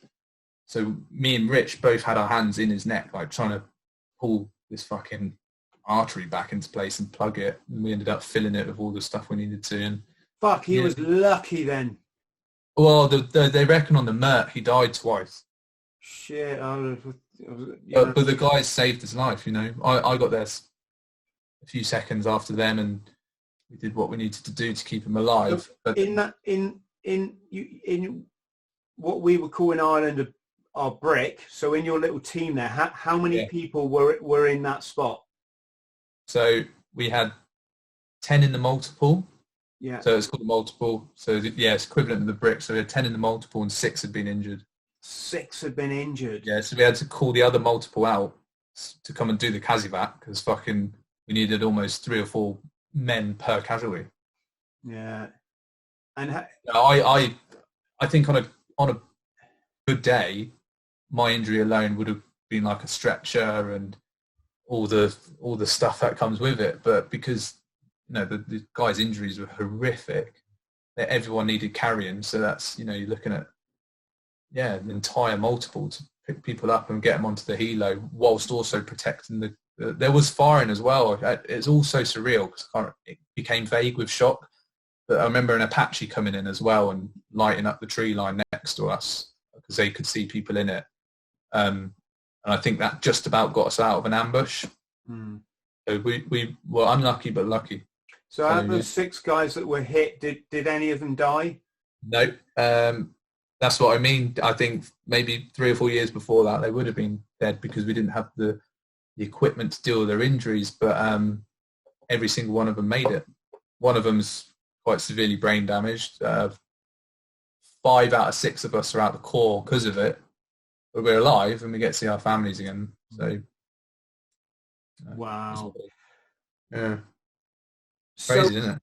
Yes, very much so. It's a different world, isn't it? And that's kind of part of the reason we joined it, wasn't it? Yeah, and it's good to learn about that world as well. I think I was a very young lad when I made the decision to join the Royal Marines. My parents broke up, divorced, and we used to spend the weekends with sort of every fortnight with my dad. And he's not a military person. I think we've got one person. My uncle went to Sandhurst for the wrong reasons, obviously, and he went to the dark side. Other than that, we're not really that much of a military-orientated family, apart from, during the war. But my dad had this interest of taking us to quite a few museums as to sort of pass the time with the kids, I suppose, on these fortnight weekends. And 2 places we used to frequent a lot was Aldershot Para Museum, and then also the Royal Marines Museum in Portsmouth. And both, and I'll say this later again, I'm sure, as we have a conversation flows, I don't have anything wrong with the paras. I think this sort of marine para banter is good, but I have so much respect and admiration for them. And originally that's what I was going to do. Went to a little kit shop, bought a gas mask, bought some kit, and I bought Para Reg beret. So I suppose I have earned my other beret. But I bought that beret and I was just besotted by it. I had this maroon beret with a cat badge. I had like crap kids outfits for the military. We used to go to these museums, and then we went to Portsmouth. I remember being like silently captivated by the Marines. I just thought there was something about them, and I bought a book on the Special Forces and the SBS, and it really sort of intrigued me that I wondered if it was more, coming out of the water than jumping out of the sky was what I was more for. I spent years running around as a kid, but then I fell off the bandwagon and I completely lost that drive and that ambition to become a Royal Marine. I was 6-7 years old, so that does float away, doesn't it, in time, and I fell into the wrong hands, and walked into the wrong side of life, to be honest, as a bit of a troubled youth, because I was angry, and parents' divorce really sort of did affect me. Moved around a lot, did 7 schools and 7 houses, and just just chip in. It sounds like we had an identical childhood at different times in this life. My parents divorced, separated many times before that. Loads of stuff I won't go into, but the staying with your dad at weekends thing, and the stresses that can put on a child just in itself. I mean, can I take my bike for the weekend? And you've got 2 agendas, 2 different sets of friends. And of course, the angry young man thing, although you'll agree with me, Ben, you don't realize you're an angry young man at the time. No. Not until you fall on your ass. That I found as well, I attribute the anger to, because, and I don't use this as a broken wing story. I think some of my other stories probably sound more broken wing, but I say them differently. But with my youth, I kind of looked at it in the sense, on reflection, that I was angry and bitter because we'd moved around so much that I'd never found an opportunity to fit in. So you're always that kid who sort of got poked in the chest, or, and then you're on to the next school, and you were just the kid who moved around a lot. When I finally settled in school, I think because of that, I hadn't built the correct ability to socialise with people, and especially lads. So you quickly become the butt of the jokes and sort of kid that gets beaten up. I don't really like the term bully, because you find your own way to bully back sometimes in life. And I just found that I just didn't fit in very well. I was a metalhead as well, so I was all gothed up and stuff like that, and just constantly looking for a different path. And that anger sort of seethed within inside. I didn't really like people. It was a real strange thing, because now I'm like a real people person. But my way of proving it to myself was fighting. That's how I thought I could do it. So the escapism was drugs. I started using weed around, I think I was smoking weed by 12. I smoked weed before I smoked a cigarette. And I was using weed from 12 years onwards, and starting to get into scraps, trying to prove myself a little bit more as I sort of hit my teens, in the sense of 15, 16 years old, and just never worked. I was always a small, weedy, scrawny kid. So I took up boxing and started to do a few things to maybe hone some skills. And then when I turned 18, I was still in sixth form, I decided that I was going to go and be a bouncer. I really chucked myself into the deep end. Oh, fucking hell. I did chuck myself into the deep end as well. And I remember so many people saying, be careful what you get into. I was like, I'll be all right. And it turned out not to be all right in the end. It started off okay, but what turned out to not go right was the fact that I slipped further and further into the world I didn't want to be in. I suddenly became quite good at handling myself, because I was working 5 nights a week. But I was getting into the wrong side of it. Started using steroids, and then started, when you'd confiscate cocaine, you'd keep the cocaine and then start using the cocaine. And you don't have to be a scientist to work out cocaine and steroids are not a good concoction anyway, let alone in quite an angry, fueled mind and on the door. Well, look what happened to the Essex boys, isn't it? Yeah, exactly. And do you know what, referencing that, this is how warped I became. I was watching like Rise of the Foot Soldiers and Snatch and Layer Cake, but more Rise of the Foot Soldiers, the film, before going to work, and thinking, this is me. This is the mindset I need to be in. And you think those films, especially, right, I don't know if you've seen it, but Rise of the Foot Soldiers is such a violent way of being, and yet I enjoyed it. And the more scraps you had, the harder you felt, the more notorious you became around the area, and I kind of enjoyed it. And then on a fateful evening, we got into quite a hairy dust-up with some travellers, and unfortunately one of them was killed in the fight. And that was the start of the fucking downward spiral for a bit of time. Where Can you expand on that, Ben? Is that all right? Yeah. So I can't go into too much detail around the case, but basically it kicked off about 3 o'clock in the morning with these guys. We knew it was going to kick off at some point anyway. They'd been causing trouble all night, but they weren't the type of group you could get out. And that sounds really strange, but it was better to leave them in there, ironically, or it turned out not to. And they decided to kick off at about 3 o'clock in the morning, just as everyone was leaving. So the whole door team piled in, which was a very experienced door team as well. And just in the fall to the ground where one of them was being restrained, he broke his neck in the fight. And for me, as a 19-year-old, I was on him. So I was part of the 4-man team who was on top of him. And I could tell straight away that he wasn't with us anymore. It was just quite surreal. And that was it. That was really it. And we were all arrested for murder right then and there on the spot. And then the charge decreased to manslaughter, where we were bailed. And then it went on for about a year through the courts, and finally it came across as an accidental death. But in that time, it took a huge toll, huge toll. And because drugs was sort of the only support, and you lose your job quite quickly as well, and I didn't have anything else going for me, that was me on the downward spiral, bad place to go. So a very dark time, and I'd completely forgotten about the Corps, completely forgotten about wanting to be an inspiring Marine. And I now know that I wanted to be around people such as who we know within the Royal Marines and other elite forces. And I thought that was in the underworld. I thought that's where it was. I thought that's those people I should be around. And it landed flat on its face, and all of a sudden I didn't have a job. And on one lonely Tuesday afternoon, I was at my mum's house unemployed, taking drugs, and I just went for a drive in my brother's car because I didn't have one because I had to sell it. And I was like, I'm going to fucking kill myself here. I'm going to go and do it. I didn't know where, what, how, whatever. I just drove and drove and drove, floods of tears, couldn't get a grip of myself.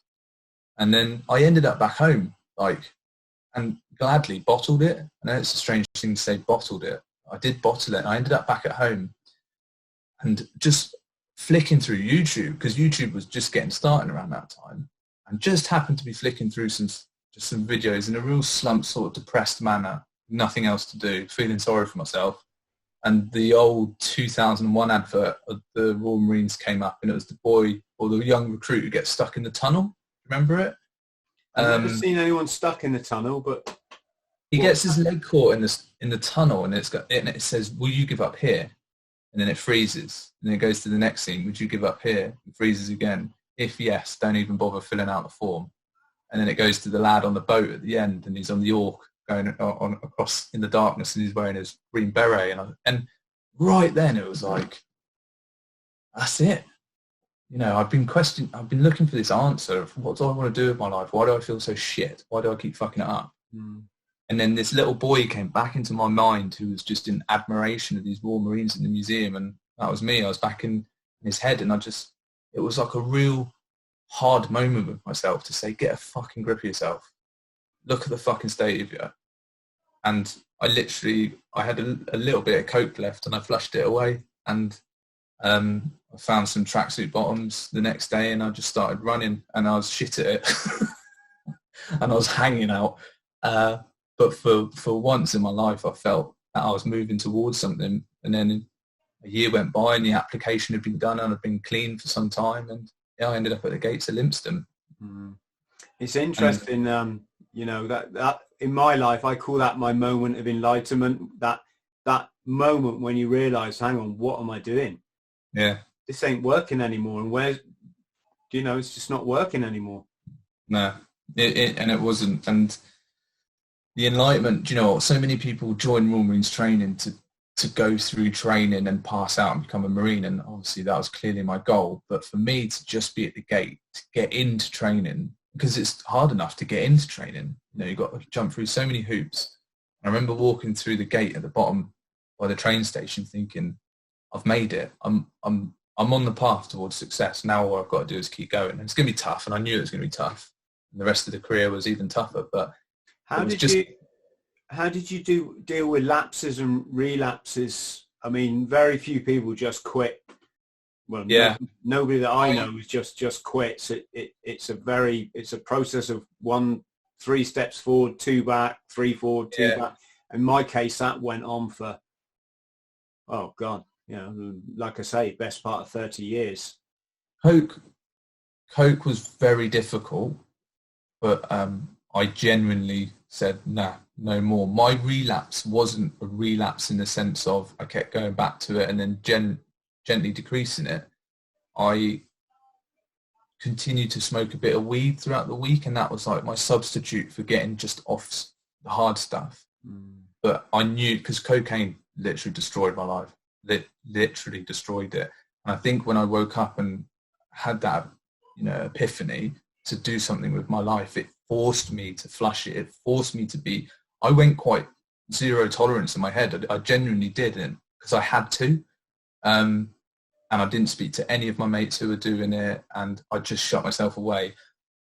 But it wouldn't have worked had I not had the goal of joining the Marines. The decision was quick. It took a while to get the ball rolling to actually apply and do that type of stuff. But I had this vision that I was going to go and achieve it. Had I not had that, I think I'd have relapsed, and well, it would have been a completely different story. But it's something I talk about in my work now, that if you actually do unlock that intrinsic inspiration, that drive of what you truly, truly want to achieve, you can achieve anything, absolutely anything. And that might be in the form of putting drugs to one side and never relapsing again and going cold turkey, or it might be a completely different thing in someone else's life. But for me at that time, it was, I can smoke a bit more weed just up until the point, but then I've got to stop, because obviously you've got to do your medicals as well. So you've got to do your drugs tests. I couldn't have anything in my system. You have to be a month clean from weed alone. So it was difficult, but it was a hard stop on the coke for me. Completely, a very fuck this. That was that. Did they drug test you when you joined up? Yeah. So my pre-medical, drugs tests. Okay, I get asked that quite. Shitting myself about. I get asked that a lot. We didn't. I even shaved my head for it, just in case I did. I even shaved my head for it in case I did hair samples. Yeah, it was really strange, but yeah. Did you get any drug tests while you were in the Marines? Yeah, it was, really? Yeah, drug testing. In my time, I remember when I first joined, someone saying, it's not that common. They kind of leave us alone. And then within a year of me, I think, passing out, it was all the time. I reckon every 3 to 6 months we were getting tested. Every course, pretty much, just tests. They're hot on it now. And I know a lot of people chucked out as well because of it. What was how did they go about making you do the test? Did you have to go to the sick bay or something?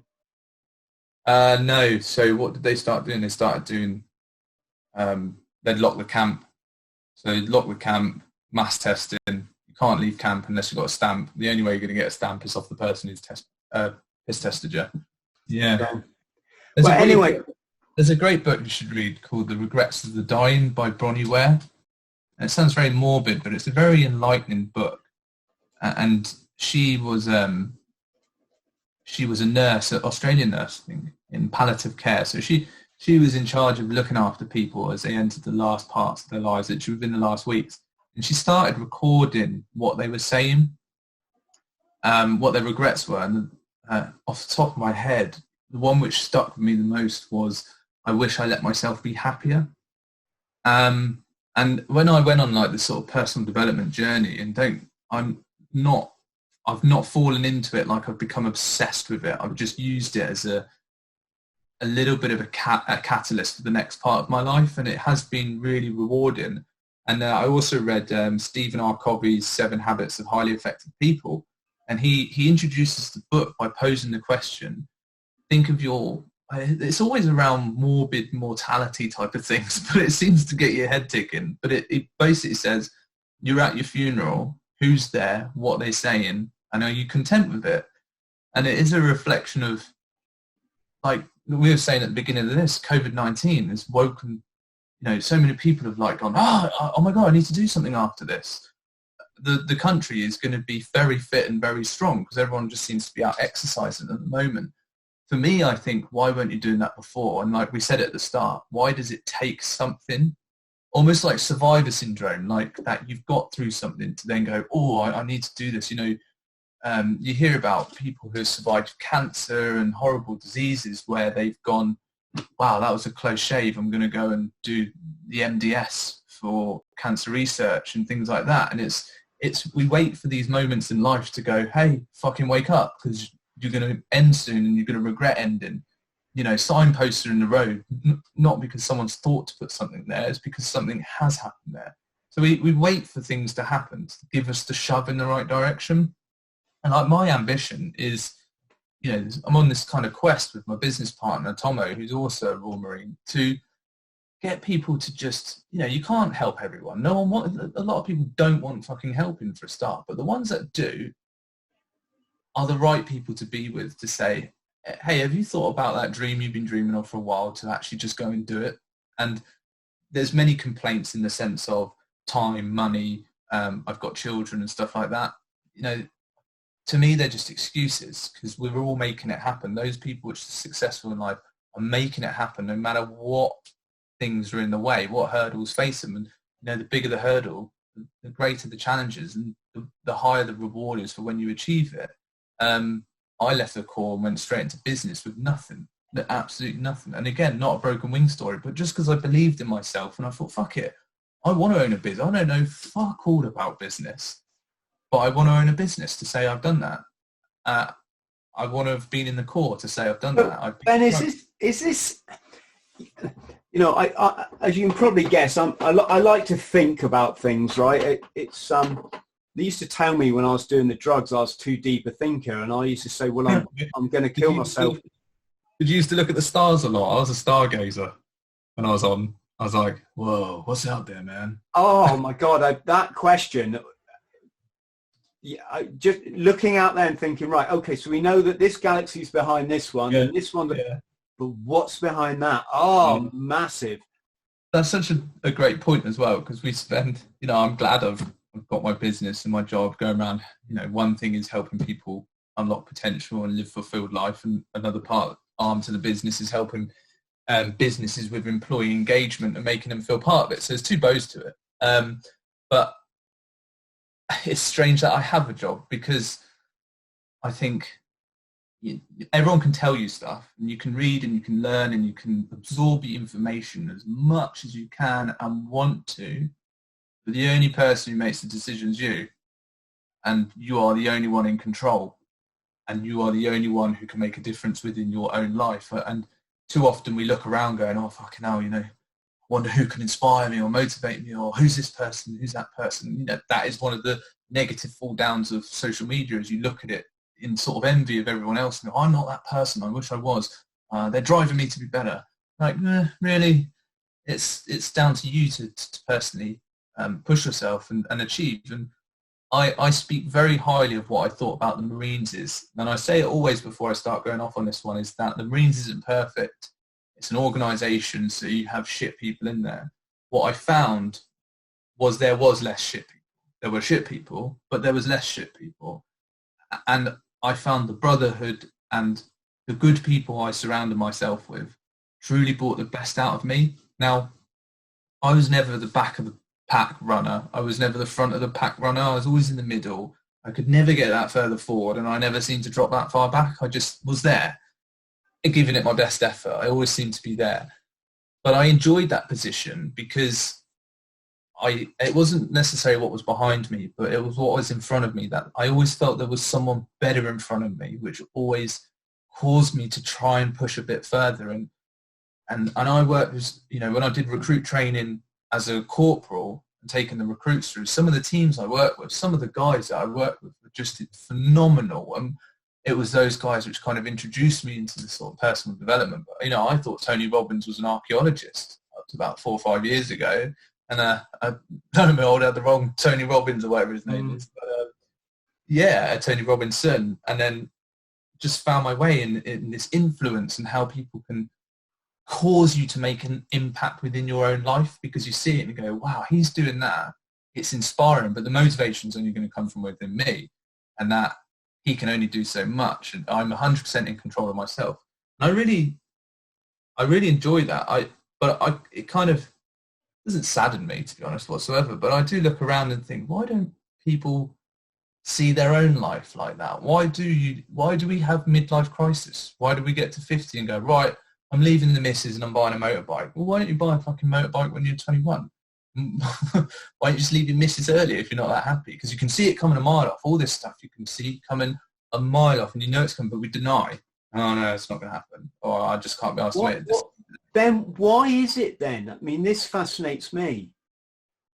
I've said this story a couple of times, but I was in a pub, got invited to the pub. I don't really drink these days, just for people listening. That was one of probably the better decisions I've made in my life. But I was invited out for a New Year or something, and guys, my old schoolmates, and guys I didn't even know, they'd just seen me in social media, were coming up, shaking my hand and just saying, wow, what you did. And I knew they're talking about running the length of the country, right? And I'm like, I'd say to them, look, I'd love to tell you I'm a Superman. That would be great, because that would mean I was like really cool, but I'm really not. I just, you could, if you wanted to do it, I promise you could do it. I didn't actually say this, but it's like, because you decide you're not going to do it, well, there's your answer. It's not going to come to you. You do actually have to buy an air ticket to John O'Groats or get someone to drop you up there. But I'm being honest, right? I unlike probably a lot of sort of extreme athletes and celebrity, not that I'm a celebrity, but celebrities and TV personalities. It's like I don't want to pretend I'm anything that I'm not. Yeah. I'd rather people know that I'm just who I am, Ben, right? But why is it then that when I said to the guys in the pub, you could do it, they're like, oh no, looking at their beard. And it's, why are some people like that? Why are some people like us?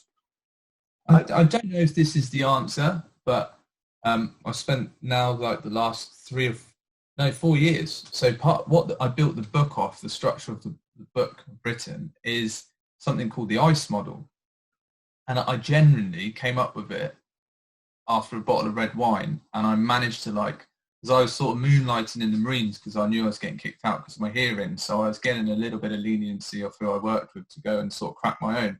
And I just managed to literally cuff getting like a coaching job at Volkswagen Group, in fact. So Audi, Skoda, Seat and VW. And it was to go and do 3 sets of talks. And that was like the biggest cuff I'd ever pulled off, to be honest, or at the time. I was like, well, fucking hell, what am I going to talk to them about? No idea. They don't want to hear about section attacks and how to brasso stuff. So I was like, what am I going to talk about? I just came up with this like random acronym, which was ICE, and it stood for inspiration, courage and enactment. And I was just like, right, I'm going to talk about something around this weird ICE thing. I delivered it, and people were coming up afterwards going, that's brilliant, that ICE thing. Well, yeah, I need to hear more of that. And then it sort of rolled, and I managed to play with it more and understand what I was trying to fucking go on about that day. And it really jumped to light that I turned it upside down, so it's ICE spelled upwards, and it's an upside down traffic light, so it's red, amber, green. And for me, an inspiration, and you nailed the point when you talked about running from John O'Groats to Land's End, was I'm not doing this to be, I can't remember what you said, but not a superhero. I just want to go and see my boy. And that is exactly it. It's that for me is an inspiration. And it came about when I was on a course up in Brecon, not to say the obvious, but we were up there doing some pre-selection training, and we were on a route. Did you go Special Forces, Ben? Sorry. No, I didn't go down the road in the end. I wanted to, but my hearing caught me out. But I was in prep for it, so I did all the pre-courses and stuff like that, and it was a really enjoyable time in my career, actually. I was on this hill, and I was fucked. I was just like bent over, just like, oh my god, I'm dangling, Bergen on. And the clag, so the fog was in probably 50 meters front and back, and I couldn't see fuck all. And I'd hit a full summit, so that's why I sort of bent over, because I hit the full summit thinking it's the top. I was like, Jen, where am I on the map? Like, no one's around, it's just me, piss rat.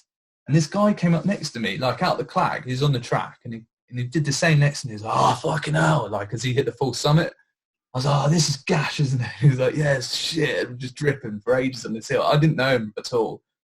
And he went into his pocket, and he looked at something, and he put it away, and then he just stood up and started toddling off again. He was like, see you later, Royal. And I was like, yeah, fucking see you later. He didn't leg it up the hill. He didn't sprint off, but he just carried on going. I was like, wow, the fuck's he got that extra energy from? And then I sort of completed the route as well. And good bootnecks being good bootnecks, met in the pub that night where you rehydrate properly. And I bumped into him at the bar. I just said, oh, all right, mate. He was bootneck as well. And it's obviously mixed cap badge. I said, Ben introduced himself. And I was like, what did you, on the hill early? Just for our friends at home, mixed cap badge, you mean his SBS? No, he was Marine. So there was like, we had paras and... Oh, mixed on the course. Yeah. So tri-service. And I was like, what did you look at on the hill earlier? And he had it on him. He's in civvies. He had it on him. He took it out. And it was a laminated bit of card. And it was a picture of a girl. And on the back, it was a Range Rover and a beach. I was like, you know, what's this? And he went, that's my inspiration. And on the picture was his daughter. And on the back was the car he wanted to drive her around in and the beaches he wanted to take her to. And obviously this career leads to, you know, higher pay and you can achieve that. And I spoke to him about it for ages. Like, that's fucking. We see all this stuff all the time. We see six packs and bums, and you know, put your goals on the wall so you see them. But they're only there in the house, really. They're never really there when they matter. And I really felt inspired by the way he had that when it really mattered for him. That it could just give him a nudge to go. And when you're dressed in green and you've got a fucking house on your back and you're walking up a hill and it's windy and wet and shit and you're in the middle of Brecon, you do question why the fuck you're doing it. And then to have that prompt, that aid to say, this is why you're doing it, off you go. It always stuck with me. And I think that's where I sort of first slipped into my head that if you truly have something that inspires you, it doesn't necessarily need to be a goal, but at least something that within, you know, you're aiming for. You can attach goals to it. So for me now, my children are exactly that. Like, they're great for when you have success. Yeah, when you win in business, you can come home, you can pay for stuff, and it's nice. But where they really count as an inspiration is when the shit hits the fan and contracts get turned off. And you think, Christ, as a small business owner at the beginning of COVID-19, I was literally like, fuck, what are we going to do? But you learn to adapt and overcome because there's things within our lives that say, go. They don't say it themselves, but it says to you that I need to go again. I need to think of a different strategy. I need to work towards something. I pose it all the time to businesses we work with or on pause at the moment, but say if there's a cold lake outside, if I asked you to go and get in it, what would you say? I'd tell you to fuck off, Ben. And then you'd always have one challenger and be like, oh, get in. If I said to you, your family members are in the middle of that lake drowning or struggling to swim, what will you do? I'll be straight in there. So it's not the lake that's the problem. It's the attitude towards what that obstacle is. However, if you have something on the other side of that obstacle that you will fight to the bitter end for, you'll go and achieve it no matter what stays in your way. It's the same, I say the same thing about when people say, you know, people hold marathons in high esteem, right? Which, you know, I'm not knocking anyone I've run marathons. It's an admirable thing to achieve. But I think there's two things here. First of all, you've got to remember the media in this country hype stuff way up, and sportsmen hype stuff. All this, yeah. So I'm already starting not to make sense, only to myself. What I mean is first of all, you've got to be able to see through the hype. You've got to see the wood for the trees and the second thing is if I put a gun to your head and said, right, you're going to go out the front door now and we're going to do 26 miles, even if we walk, I promise you will do it. You know, I promise you. And yeah, it's just, I had a conversation with someone recently. They were adamant they couldn't run a marathon. I'm like, it's not that, you know, believe me, if it was that difficult, I'd say, yeah, it's really, really hard, but it's not, you know. And that for me is where I really started developing the ICE model, and where me and Ant took it was because if you can help identify to someone what truly inspires them, it gives them more courage to go and do things, and it actually builds belief as well. And it encourages you to take the steps, which is the second and the third part of the model is courage and enactment. You know, courage is the bridge between your inspiration, your goals, and what you want to achieve, to enactment, to taking the actual steps and actually doing it. And it links so much into like the comfort circles as well of how many people are just stuck in their comfort zone too much. And the reason we don't push out of our comfort zone is because what immediately waits us is fear. But on the other side of fear is learning and growing. And it's not about stepping from your comfort zone. It's Alex Honnold, The Free Soloist, great documentary, worth a watch as well. He when someone said to him, it's brilliant in that documentary, he said, "You're crazy." He said, "No, I just expand my comfort zone so I can deal with higher pressure at ironically higher altitudes." But it is exactly that. It's learning more about ourselves to push through fear, experience fear, and then learn and grow from it. And because within fear is failure, and within fear is what if, and what if that happens, or I can't, or it might be like this. It's actually when you push through it and you learn. We've all been through situations where we go, this is going to be shit. And then you go through it and you're like, it was shit, but it wasn't that shit. And I wouldn't mind doing it again, because you've taught something to yourself. You've managed to learn. And with that comes growth. And so you go back to your comfort zone. It's natural to then, all right, I'm going to go back home now. And we just gradually sort of grow it a little bit more. And you're never sort of getting rid of fear. You're just learning to deal with it. And I think the military is such a great place to look at that as well. As I reflect so much on my military career and before and now, and where have I applied the ICE model in my own life? If I'm going to talk about it, how can I even say what it is if I can't identify it? And I see it as stages. I've had this inspiration that I wanted to get off drugs and get clean, and the inspiration was to just get into Royal Marines training, and that gave me the courage to push away certain things that were pulling me down and then take steps. And then when you get to training, well, that's gone now. That inspiration's gone of becoming a clean person. Now I need to earn the green beret. So the green beret becomes the inspiration. That gives me the courage and belief, and I can take the steps. And then when you pass out and so on. And then for me, it's been on the battlefield. And when you're paid £18,000 a year and it's life or fucking death, and you can hear the Taliban in the room next to you or in the cornfield, you're not doing it for Queen and country or politics or for the sort of higher tiers of what the operational success is. You're doing it for him and her, either side of you. You're doing it for, your flashes on your arms of who you are as a Royal Marine. And that at the time is the inspiration, and the courage stems from that belief that they think the same as you, and you are all well equipped with not just equipment, but the skills to do your job. And if you do it, if you believe in yourself, and you might die, of course you might, but if you do it with more clarity, you stand a better chance of survival. And so it helps you take those steps. And it's the same in business. And I get a kick out of helping people identify their inspirations, because once you find it, and a lot of people's are their children, you've got to attach certain things to that to ensure that you're doing everything for the right reason. But once you find it, it's so fucking fulfilling that you feel like you're on this different path. Layla, who we do the podcast with, she was one of the first people to read the book, and she rung me crying. She said, I've just finished, she won't mind me saying this as well, she said, I've just finished the inspiration part of the book. I can't believe it. It's answered all the questions. And I pinned it straight away. I was like, why does it answer the question? And she said, for so long people say, find what inspires you in life. But that doesn't mean anything, does it? Just find something that inspires you in life. It's digging deeper than that to find what as Simon Sinek coined it, your why. What is your drive? What makes you go, fucking yes, like aggressively, fucking this is why I'm getting up this morning. And then you go. And for you, it's completely different to me, maybe, this ambition of going into the world and ticking the bucket list and doing endurance and all these things and you'll have many inspirations. And for me, I have many, but they're things that get me up to go, I'm not living a monotonous life.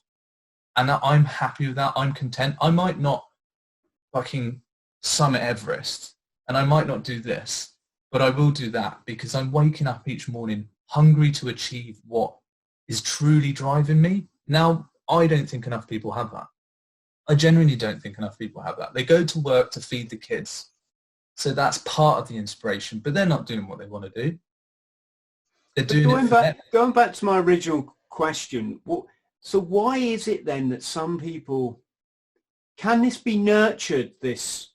I mean, my partner would tell me off if I said it it couldn't, because we're both people, we're both investors in people, right? But by profession and by personality. And if someone came to me and went, no, I could never do that, I like to think that if they wanted to do it, I'd be able to, you know, I've done it at the moment. Got a chap that I'm life coaching at the moment, very nice guy, you know. So the first thing I did was chucked him in the sea. Everyone goes to the water, don't they? Well, you know, it's like I want you out your comfort zone, and I want you to see actually it wasn't that difficult, and that you can do it. It's your self-esteem is now gone. Whoop, you know. The neurological and the physiological responses you get with that as well, because we don't do so much more outdoor training anymore, but we started off the business with that, and that was the first go-to place we'd go. Well, first go-to place would be at the end of the training day, whoever we're with goes in the lake, because it's this anticipation of, oh, I don't want to get in, it's fucking freezing, oh, worry, scared, stressed. For some reason, everyone does it. I think even in the Marines, no one likes jumping in the water. It's fucking shit because it gets you fucking wet. No one wants to be wet. But when you put people in and you kind of, they know they can get out and then they can go and dry off, there's this moment between get in the fucking water then, you know, being a bit blunt, go and get in the fucking water. Oh, I don't want to, go and get head under. And then they come out and they do this almighty, oh, like they turn into a beast. And then when they get out and they're jogging on the spot and they're watching everyone else get in, they're laughing. They're like, oh, it wasn't that bad, was it? And there's a genuine like euphoria within just getting in cold water. And then that for me is the physical way of saying to people, you might not want to do something, but when you've done it, it's never that bad when you reflect and think how you feel on the other side of the fear. So from a psychological point of view, it's if you can push through that fear boundary and you learn and grow, you are learning that euphoric feeling of success, because jumping out the water and going, whoa, that's a feeling of success, you know. So up to that point you have, it's like two sides to it. And this is what we talk around a lot, is you've got the build up to something which causes adrenaline response, you release cortisol, you then get the clammy hands, the gut, the heart rate, the breathing, everything feels unusual and survival. That's the body's way of surviving, is going into that response. But now, because from our ancestral days where that response is to fight whatever's coming into the village and we need to survive to evolve, now it's public speaking and standing up in front of our peers to say something. It's like, oh, fuck, I'm flapping here. So you go through that process when you're going towards the water. Oh, I'm going to get in, your body's getting hyped, it's adrenaline fueled, it's ready to go, but you don't want to do it. As soon as you're in and you're out, you then get that huge endorphin release because your body's protecting itself with a natural painkiller. You also get a dopamine hit, which makes you go, fuck, that was cool. And you might get an oxytocin release, which is more a chemical which bonds us together if you're in a group of people. But then you get a serotonin release, which is one of the 4 pleasure chemicals, as we know, which makes you feel proud. And so when you show people that, fuck you, your adrenaline response is natural. Now get in the water and get out of the water. And now how do you feel? I feel fucking great. And that is, for me, ambition in life. You know, it's pushing through those moments which are saying stop, where you don't understand your body well enough and your mind well enough, and realize that we can control this way of, oh, I don't feel good. Because I think coming from the military and having gone through doorways and being shot at and stuff, you understand how to process it. You are not fearless. Anyone who says they're fearless is a fucking liar, or they're mental. The rest of us are just have this ability to control it in a way that, I know I feel like this isn't a nice response, but it's a natural response, and now I need to get on with my job. And we coin it as exposure equals composure within our business now. The more you can expose someone to something outside their comfort zone, when it comes to it again, they become more composed. So speaking, you're a speaker, I'm a speaker. The first time I spoke, I fucking shit my pants, you know, and then the next time I spoke, I shat my pants a little bit less. And even now, I still shit my pants a bit. But because I've exposed myself to it again and again and again, when it comes to delivery, I'm composed with doing it. The same as a boxer. They shit themselves all the way to the ring, they get in the ring, they're in the flow. And I don't think people don't want to achieve. That's my genuine belief. I don't think people don't want to achieve. I think people are scared of trying to achieve, because of this, whoa, this is scary, this feels uncomfortable, I need to go and hide. They hide from themselves. That's all they hide from. That's my genuine belief. Well, it sounds like your books, I'm just writing stuff down here because I'm learning from you. Yeah, it sounds like your book's going to be a hit, mate, at this rate. Let's go on to the military stuff then. It's kind of ironic. We were going to discuss that at the beginning. I told you, this stuff for me is far more the mind is far more fascinating than anything I did in the military, really. But so what year did you say you joined up in? 2009 I enlisted. Gosh. Yeah. And how was how was training for you then? Training was really difficult. So when I was in foundation, within week 2, a friend of mine, a civvy friend, was killed in an RTA. And I think foundation's not nice anyway. It's very much, I remember I turned up to training, and you'd be able to relate to this. I turned up to training having beat drugs. So I was like, I can fucking take on the world here. And ego driven, very, not arrogant, and you wouldn't have seen it, but inside I was like, I've got this. And I remember thinking 32 weeks is fuck all. Be at the end soon, pass out, done. And then on to a career in the Royal Marines. And then 2 days in, we're all stood inside the foundation block in like 3 ranks. Everyone's got their heads shaved. For some reason, we were only in pants as well. I don't know what that was about. We were all naked, just in our pants. And I didn't see out my peripheral vision. I didn't see the DL in there. I didn't realise he was in there. And I was whispering to this lad next to me, a bit cocky. I was like, I don't know what came over me, but I said, can't wait to get on that 30 miler. And he just kept looking forward. I was like, wait, can't wait to get on that 30 miler and get the fuck out of here. And then this voice was just like, oi, you fucking fuck. Look, like smirkily look to the right, and there he is, like immaculately dressed as my DL, and he comes fucking bombing over. And I know he heard what I said, and he got right in my face. And he was like, what the fuck do you say? I was like, nothing, Corporal, I'm sorry. I just started flapping. He went, what's your fucking name? I was like, Recruit Williams, Corporal. He went, he posed another question, and then he hit me with it. He went, what the fuck did you say? Really in my face. He was pissed off as well. I was like, fucking hell, wasn't that bad? I just said, I can't wait to get on that 30 miler. And I had this like out of body experience where I felt like I was stood next to him, looking back at myself with my arms folded, tapping my foot, going, you fucking idiot. And he got really close to me. He said, you'll be lucky to get out of this accommodation, Williams. And for me, like, it just come crashing down, and I was like, wow, this is fucking far longer than I thought it would be. And all of a sudden I realized what goal setting meant. And it just like training for me just went on that. A moment he said that, it just went whoa, and this tunnel got really long. Yeah, and then unfortunately a week later a friend of mine was killed, and it just felt really fucking hard very quickly. And I thought, I can't even get through the first 2 weeks here. I was struggling to acclimatize to this military way. I enjoyed it, don't get me wrong. I did really enjoy it because I knew I had to be there, taking me away from what I was doing wrong. But when Luke died, I just thought, fucking hell, this is difficult. Like, this is difficult. It was almost like I was talking myself out of it, like something saying, don't do this. It doesn't want you to carry on. I got released to go home for 2 days to go to the funeral, which I thought was quite good. Came back. And then for me, I was in the mode, and I was like, oh, I'm going to get through this. Because I went to the funeral, I actually got back trooped because I missed it, because I missed a bit of training. So that wasn't great. So within 4 weeks, I'd lost a friend. I'd been back trooped once already, which isn't great. And I thought I am a good soldier. I will be a good soldier. So it's a very steep learning curve. Is that a difficult decision to make? Because he must have been a good mate of yours then. Yeah. It was, yeah. You wouldn't sort of dip out of training. You wouldn't get back trooped for just anybody that you knew. It must have been a close move. No, it was kind of hit on me when I got back. I didn't realise it was coming. By the way, you missed this. You need to go back a week. I was like, oh, brilliant.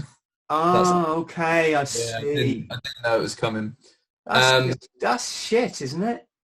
Yeah, I think a part of me is always in ingredients and stuff like that, though. It's nature of the beast, and it taught me to be quite, stiff upper lip, is what it is, crack on. And then I got all the way through to Fogging Tor, and then I fell off a cliff at Fogging Tor and did my back in. So I ended up in much luck, Ben. No, you make your own luck. Found it in the end.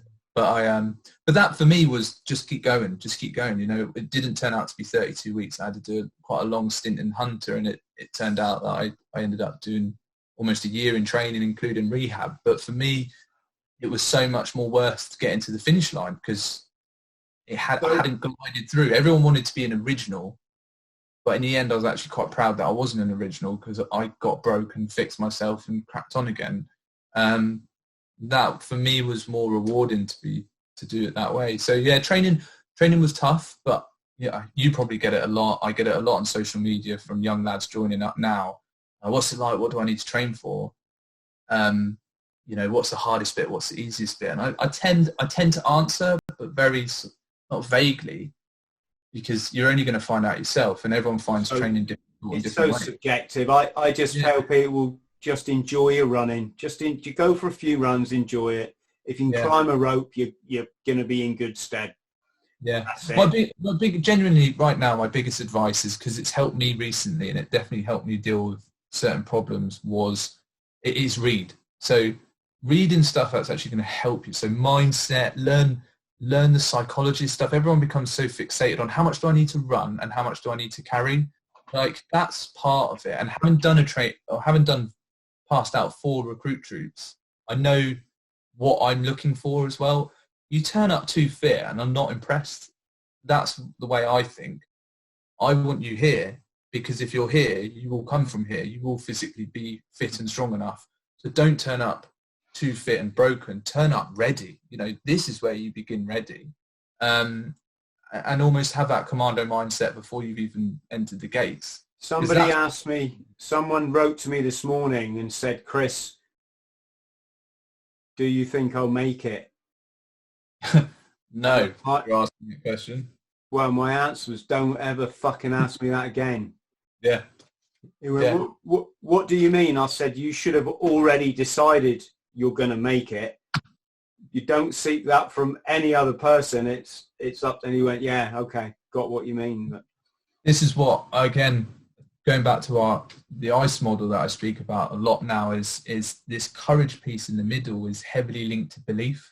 If you don't believe, you won't have the courage to take the steps. If you say to yourself, I fucking got this, no matter how much shit gets thrown at you, no matter how hard you get broken, if you keep saying to yourself, I can do this, whatever it is, and you know this from endurance running, we know this from life in the Marines, we know this from starting businesses, you know, I can fucking do this. We'll find a way to do it.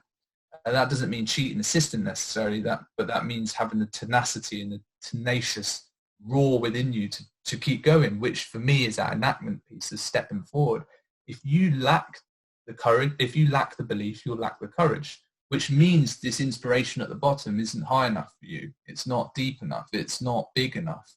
If it consumes you, if it's your children, you know, you probably did as well. I went through training with guys who had kids and they were like fucking never failing, because it wasn't just about being a Marine. It was everything at home that they were doing this for, which gave them the belief and the courage that they could do it. The enactment piece is easy. It's easy to take steps. It's this bit inside to fucking start those steps. It's the most difficult bit. Ben, 1 second, brother. I'm in a podcast. I've had that as well. That's I get these random women that they try and break my door down, you know, and I don't mean to be that direct to them, but someone's got to lay down the rules around this place. You got to. I'm really pleased we've had this conversation, because that is something I can now pass on when these, if I can call them youngsters, approach. Well, they're not even that young anymore, are they? I'm getting guys that are 28 asking me about. I took a 32-year-old through training. Yeah. Wow. He was dead, mate. Yeah. So yeah, that's mind over matter, as they say, is it's where it's all at, isn't it? You know, that and being able to climb a rope, because if you can't pull yourself, if you that upper body strength, that if you're a big guy, that can crucify you on the bottom field. Yeah. Can't it? Oh, don't get me wrong. I don't put all my eggs in one basket saying be mentally fit, not physically. You know, do your press ups. Very basic phys though, isn't it? It's people ask how complicated they should make it. So make sure you're getting your 4 runs in a week where you're hitting sort of 7.5-minute miles. Maybe once a fortnight do like a 5-10 pound light-weighted walk just to get used to having kit on. But don't kick the arse out of it. Do your pull-ups, do your press-ups, do your core. You turn up ready to be built. That's the way you should be. But only you can turn up ready to build your mind. That's my pure belief. I think now more than ever as well, I'm working a lot with businesses. We're running a 6-week program with Facebook, one of the banks, and just getting into one of the consultancies and another business that's coming forward. Actually, could probably hopefully doing some work with Royal Marines Charity as well.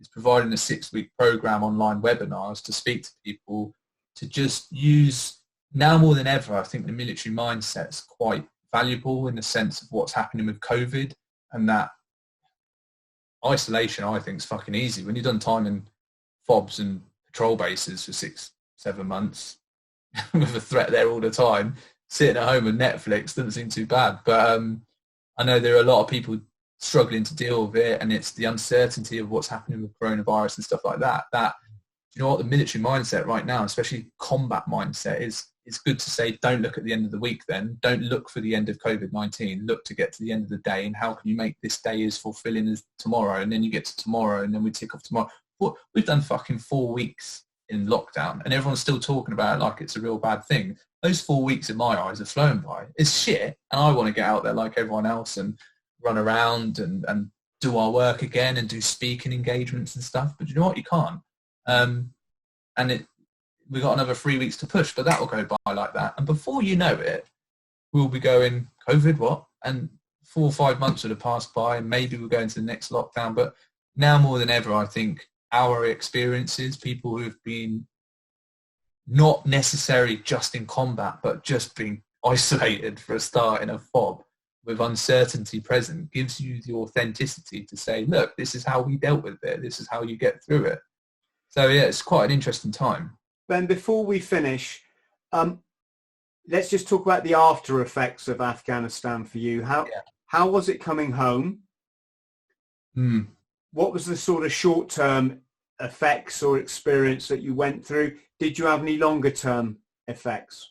Yeah, so obviously because we were CASEVAC'd, we came home a few weeks earlier than the rest and straight back to Camp Bastion for triage. I had 2 operations, one at Bastion and one at Queen Elizabeth. So it's within 24 hours of being blown up, we were back in Birmingham. But 3 guys were in intensive care. I kind of felt guilty because my wounds, I didn't feel like I should have come home from. I felt like I should have stayed at least in Bastion. Solid, really, because they weren't good wounds. But I didn't want to be home. All I could think about was like the lads on the front line as well. I just couldn't detach I remember when we pulled off, I sat not on the tail ramp, but I kept the tail ramp down as we were pulling off on the Mert. So it went up, I lost sight of them, and then we obviously kind of plateaued out. And I looked back and you could see them all looking up and then looking back, and I just thought, that picture always stayed with me, just saying goodbye to the lads. It's very much like the end of Platoon when they leave them running around in the bushes. And when my family turned up at QE, I didn't want to speak to any of them. It's just a real weird, I didn't feel like I deserved to be in that hospital. I wanted to be on the front line. I wasn't ready to see my family, if that makes any sense at all. I was expecting to see him in a month later, not now. I don't want to see him now. These are on bad terms. I so much can relate to that, just through other experiences I've been. Timeline, it was just like, I should not be seeing you now. Go away. And that was, I didn't never say it, but it was in my body language and my quietness. And I did a week or so in hospital, and then got discharged, and then did a bit of rehab, and then waited for the lads to come home. And I had 2 after that, I think a year of post-traumatic stress treatment, and really struggled and was boozing and fighting very much going back to the way I was, minus the drugs. And, you know, really hit a point, what you said earlier about I don't think too many of us witness horrific events and it scars us. I think it stays with us. But it's everything along our lives attributes to something. And then I found, and I'm not speaking for anyone else at all, but I found that I used Afghan as an excuse and a scapegoat for underlying issues. You know, I went through DCMH and had to get all the post-traumatic rapid eye movement test therapy, and I had loads of therapy for ages on antidepressants. It wasn't solving my issue. And then I had to go to Rock to Recovery. So I can't fucking get through this. I'm literally fucked. I don't know what's going on. And because they were trying to tap, what was it like? What did you smell? What did you see? Was it the amputation? And he's sort of nodding along a bit like, I suppose so. But it wasn't helping me. And then, I remember it's just a realisation of sitting down and going, right, I need to get everything I've ever been through off my chest. And I did it. You know, I've never spoken about the guy who got killed in the nightclub. And it was a real bad moment. Never really spoke about my parents' divorce and all these things that you just collect along the way in your little memory box, that sometimes we just lock them away for a bit too long. And once I actually sort of came out and said, this is really hurt, this is really hurt, this is really hurt. Afghan hurt a little bit, but I think it was the final straw that made me go, fuck, now I'm fucking shit state here. Suddenly I felt much better because I'd been honest with myself. That's the biggest thing. I've been honest with myself. This really relates back to what I was saying earlier, doesn't it? About when people have this idea that PTSD is something you get in a war, and I'm trying to say, no, it's a combination of your life experiences. 100%. You know, I mean, I've had people approach me for coaching. Let's call it. Don't use the word don't want to use the word therapy. Makes me sound. Anyway, but I've had people approach me and it's like, I'm suffering. Okay, well, why? Afghanistan. Oh, okay, right. So you had a tough tour then? No. Oh, but you lost buddies in Afghanistan? No. Well, why? And I'm trying to get out of them like, well, so why was Afghanistan? Oh, well, I was I don't want to give too many personal details away, but they come out with a position that was like behind the, in the rear. I'm not saying that that's not important and people don't suffer stress in different ways. I'm still trying to get out of this guy. Well, what is it that's happened? And it turns out that he had a position over there where he just didn't see any action whatsoever. I think he visited a camp where they'd lost one guy on their tour. And what I'm trying to say is, it was quite clear that this guy's issues weren't originating in Afghanistan. There was a lot going on here, Then when you start to try to untease the alcohol issues, which is always, I like a beer occasionally. Oh, how often's occasionally? Oh, 3-4 nights a week. So sometimes like 7 nights a week. Well, actually, I suppose it is more like 7. How much do you drink? Oh, 1 can, 2 can. Just 2 cans. That wouldn't get me even. Oh, well, more than that. And it turns out that no, they're on like 9 cans of beer every single day of the week, and there's just a whole, and then there's issues with the family, and there's all this stuff going on. So it's fascinating. I've spoke to some dear friends, and then some people who are just going through shit, and I just speak to them in like a conversational way of what I've been through and how when I finally admitted that I don't think Afghan was necessarily the main attributor to my problems. And I don't call them problems, sorry. I mean just dark times that I needed to just either put to bed or just acknowledge, to be honest, acknowledge that they were there. that for me really helped me. And you know, I see it more when lads have left the Marines that things go wrong, because the Marines is, for me, the Marines was a bit of a mask. Ironically, it was camouflage that, all right, life was a bit shit beforehand, but in this place, everyone's been through shit, and it's not there. You know, it's not there. I'm just cracking on with my military role. And then when you leave, all of a sudden you're woken up again by all those inner demons from way before. And we drive these massive Eddie Stubbard lorries and then fill it with shit, and there's no problem until you slam the brakes on, and then fucking whack, it all comes forward. And it's like, oh, why is this? Oh, it's Afghan, or it's Iraq. And yes, I know guys which have been severely affected by war. Personally, it didn't affect me as much as I thought it would affect me, but yet I used it as the reasoning for why I think I was affected for other things. And I've sat down with lads who are outside now who like got businesses and stuff where they're struggling, and they're like, they can't put their finger on it. And then you kind of sort of, yeah, is it Afghan though? Is it what we saw, or have you overloaded your plate and you're struggling because you've overloaded your plate, and you know you've got investors and you've got your mortgage to pay, you've got kids to pay for, you know, all these big life problems. I remember when I went to Rock to Recovery, I thought it was Afghan, and it was because I had all these stacks of things going on in my life, which usually do over a certain amount of time, and I was trying to cram it into 6 months, and I was just burnt out. I was just fucked. And they were things I could put to bed as well, but I wasn't being accountable for them. So yeah, don't get me wrong, and I'm not playing it down. It does have an effect. You know, you can't unsee seeing people get viciously hurt by surprise bombs, let's call them. You know, you can't unsee that, and it stays with you.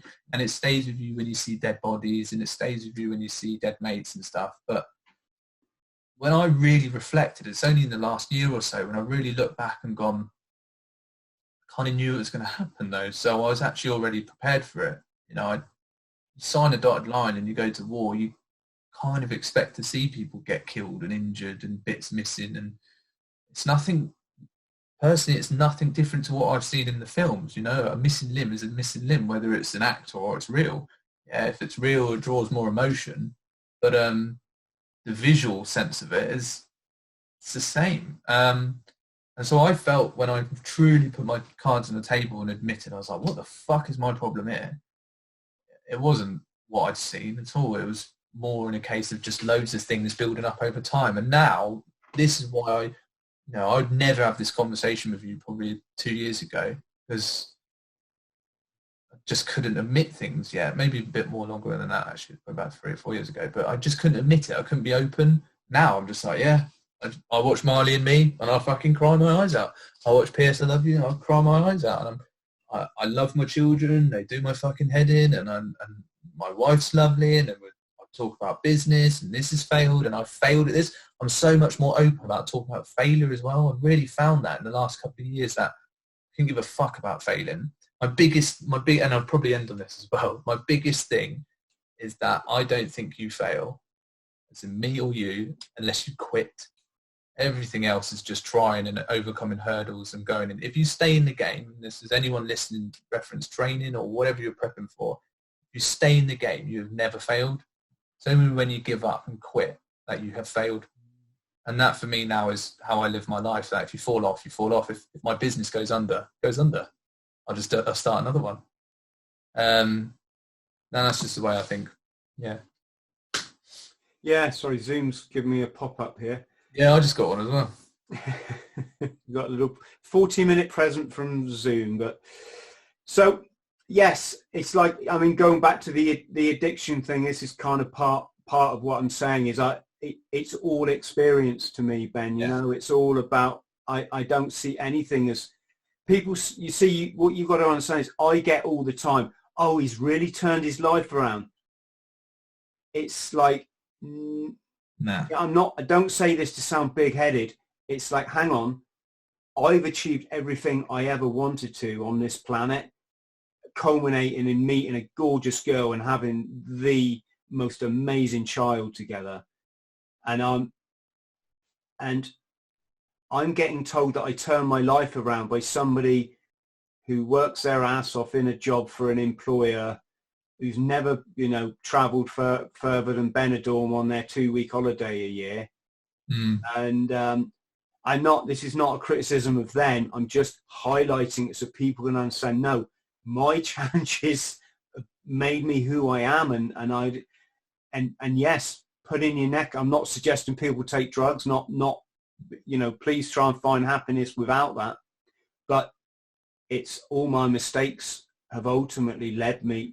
I see, there you go. That's a societal word, mistakes. All my experiences have led me to meeting wonderful people like you, Ben, and being able to genuinely appreciate your story today.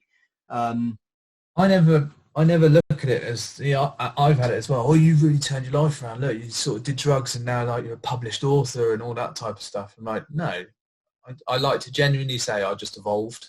That's all I've done is I've just evolved.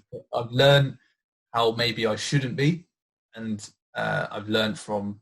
I never look at anything I've done with regret. I think, oh, okay, maybe I won't do that next time, but it's fucking happened. There's fuck all I can do about it. I can learn from positives and negatives, and just evolved as a human being. We should all be looking to evolve. I want to evolve into an old man. I want to evolve into, 1/8 of Captain Tom, who's just done 100 laps of his garden. I want to be like him because he inspires me to continuously be that type of just keep going, keep plodding all the way to the end.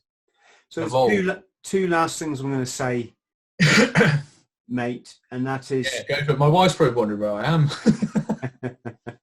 First of all, for people listening, Vicey or Paul Weiss was the subject of a fascinating documentary. I think it was called The Commando Who Wouldn't Die or Refused to Die. So you might, if you're interested in Ben's story, you might want to check that documentary out. It's by Chris Terrell. He's quite funny. We're on Facebook together, and quite often people tag me thinking it's him. So I get all these like wonderful messages about my documentary making skills, and I'm it's nothing, but they're not meant for me. Oh, the wave, man. So that's that. Remind us what your book is called again, The Commando Mindset. You've actually got Oh, is it out yet then? No, it's not out to January. COVID-19's unfortunately pushed the publication date right, but there's worse things happening in the world. But yeah, Commando Mindset is out January the 7th. In the meantime, if anyone wants to find us, you can find me on Instagram. Can I mention the podcast on here, or is that contradictory? You say whatever you want, mate. This is your podcast. Commando Mindset podcast is out at the moment. And if you want to know anything we're doing, go to findyouredgecoaching.com and you'll find us. Excellent. Okay. That said, Ben, just stay on the line. I'll just. Yeah, no worries, mate. Just got a couple of things. Thank you for everyone who watched, by the way. I should say thank you so much for listening to us. Or if you're still with us to the very end, you've got some endurance. Yeah, so to our friends at home, thank you so much for watching. I really hope that you got something more from this podcast than just a couple of commandos talking gung-ho stuff, because that's the easy bit for us to talk about. It's the other stuff which I've no doubt some people might find boring, or not boring, but unrelatable possibly at your stage on this journey of life, and that's fine because we've all been there. But massive love to you all at home. Thank you for watching the Bought the T-Shirt podcast, and please don't forget to like and subscribe, or don't like if you don't like. Thank you, everyone.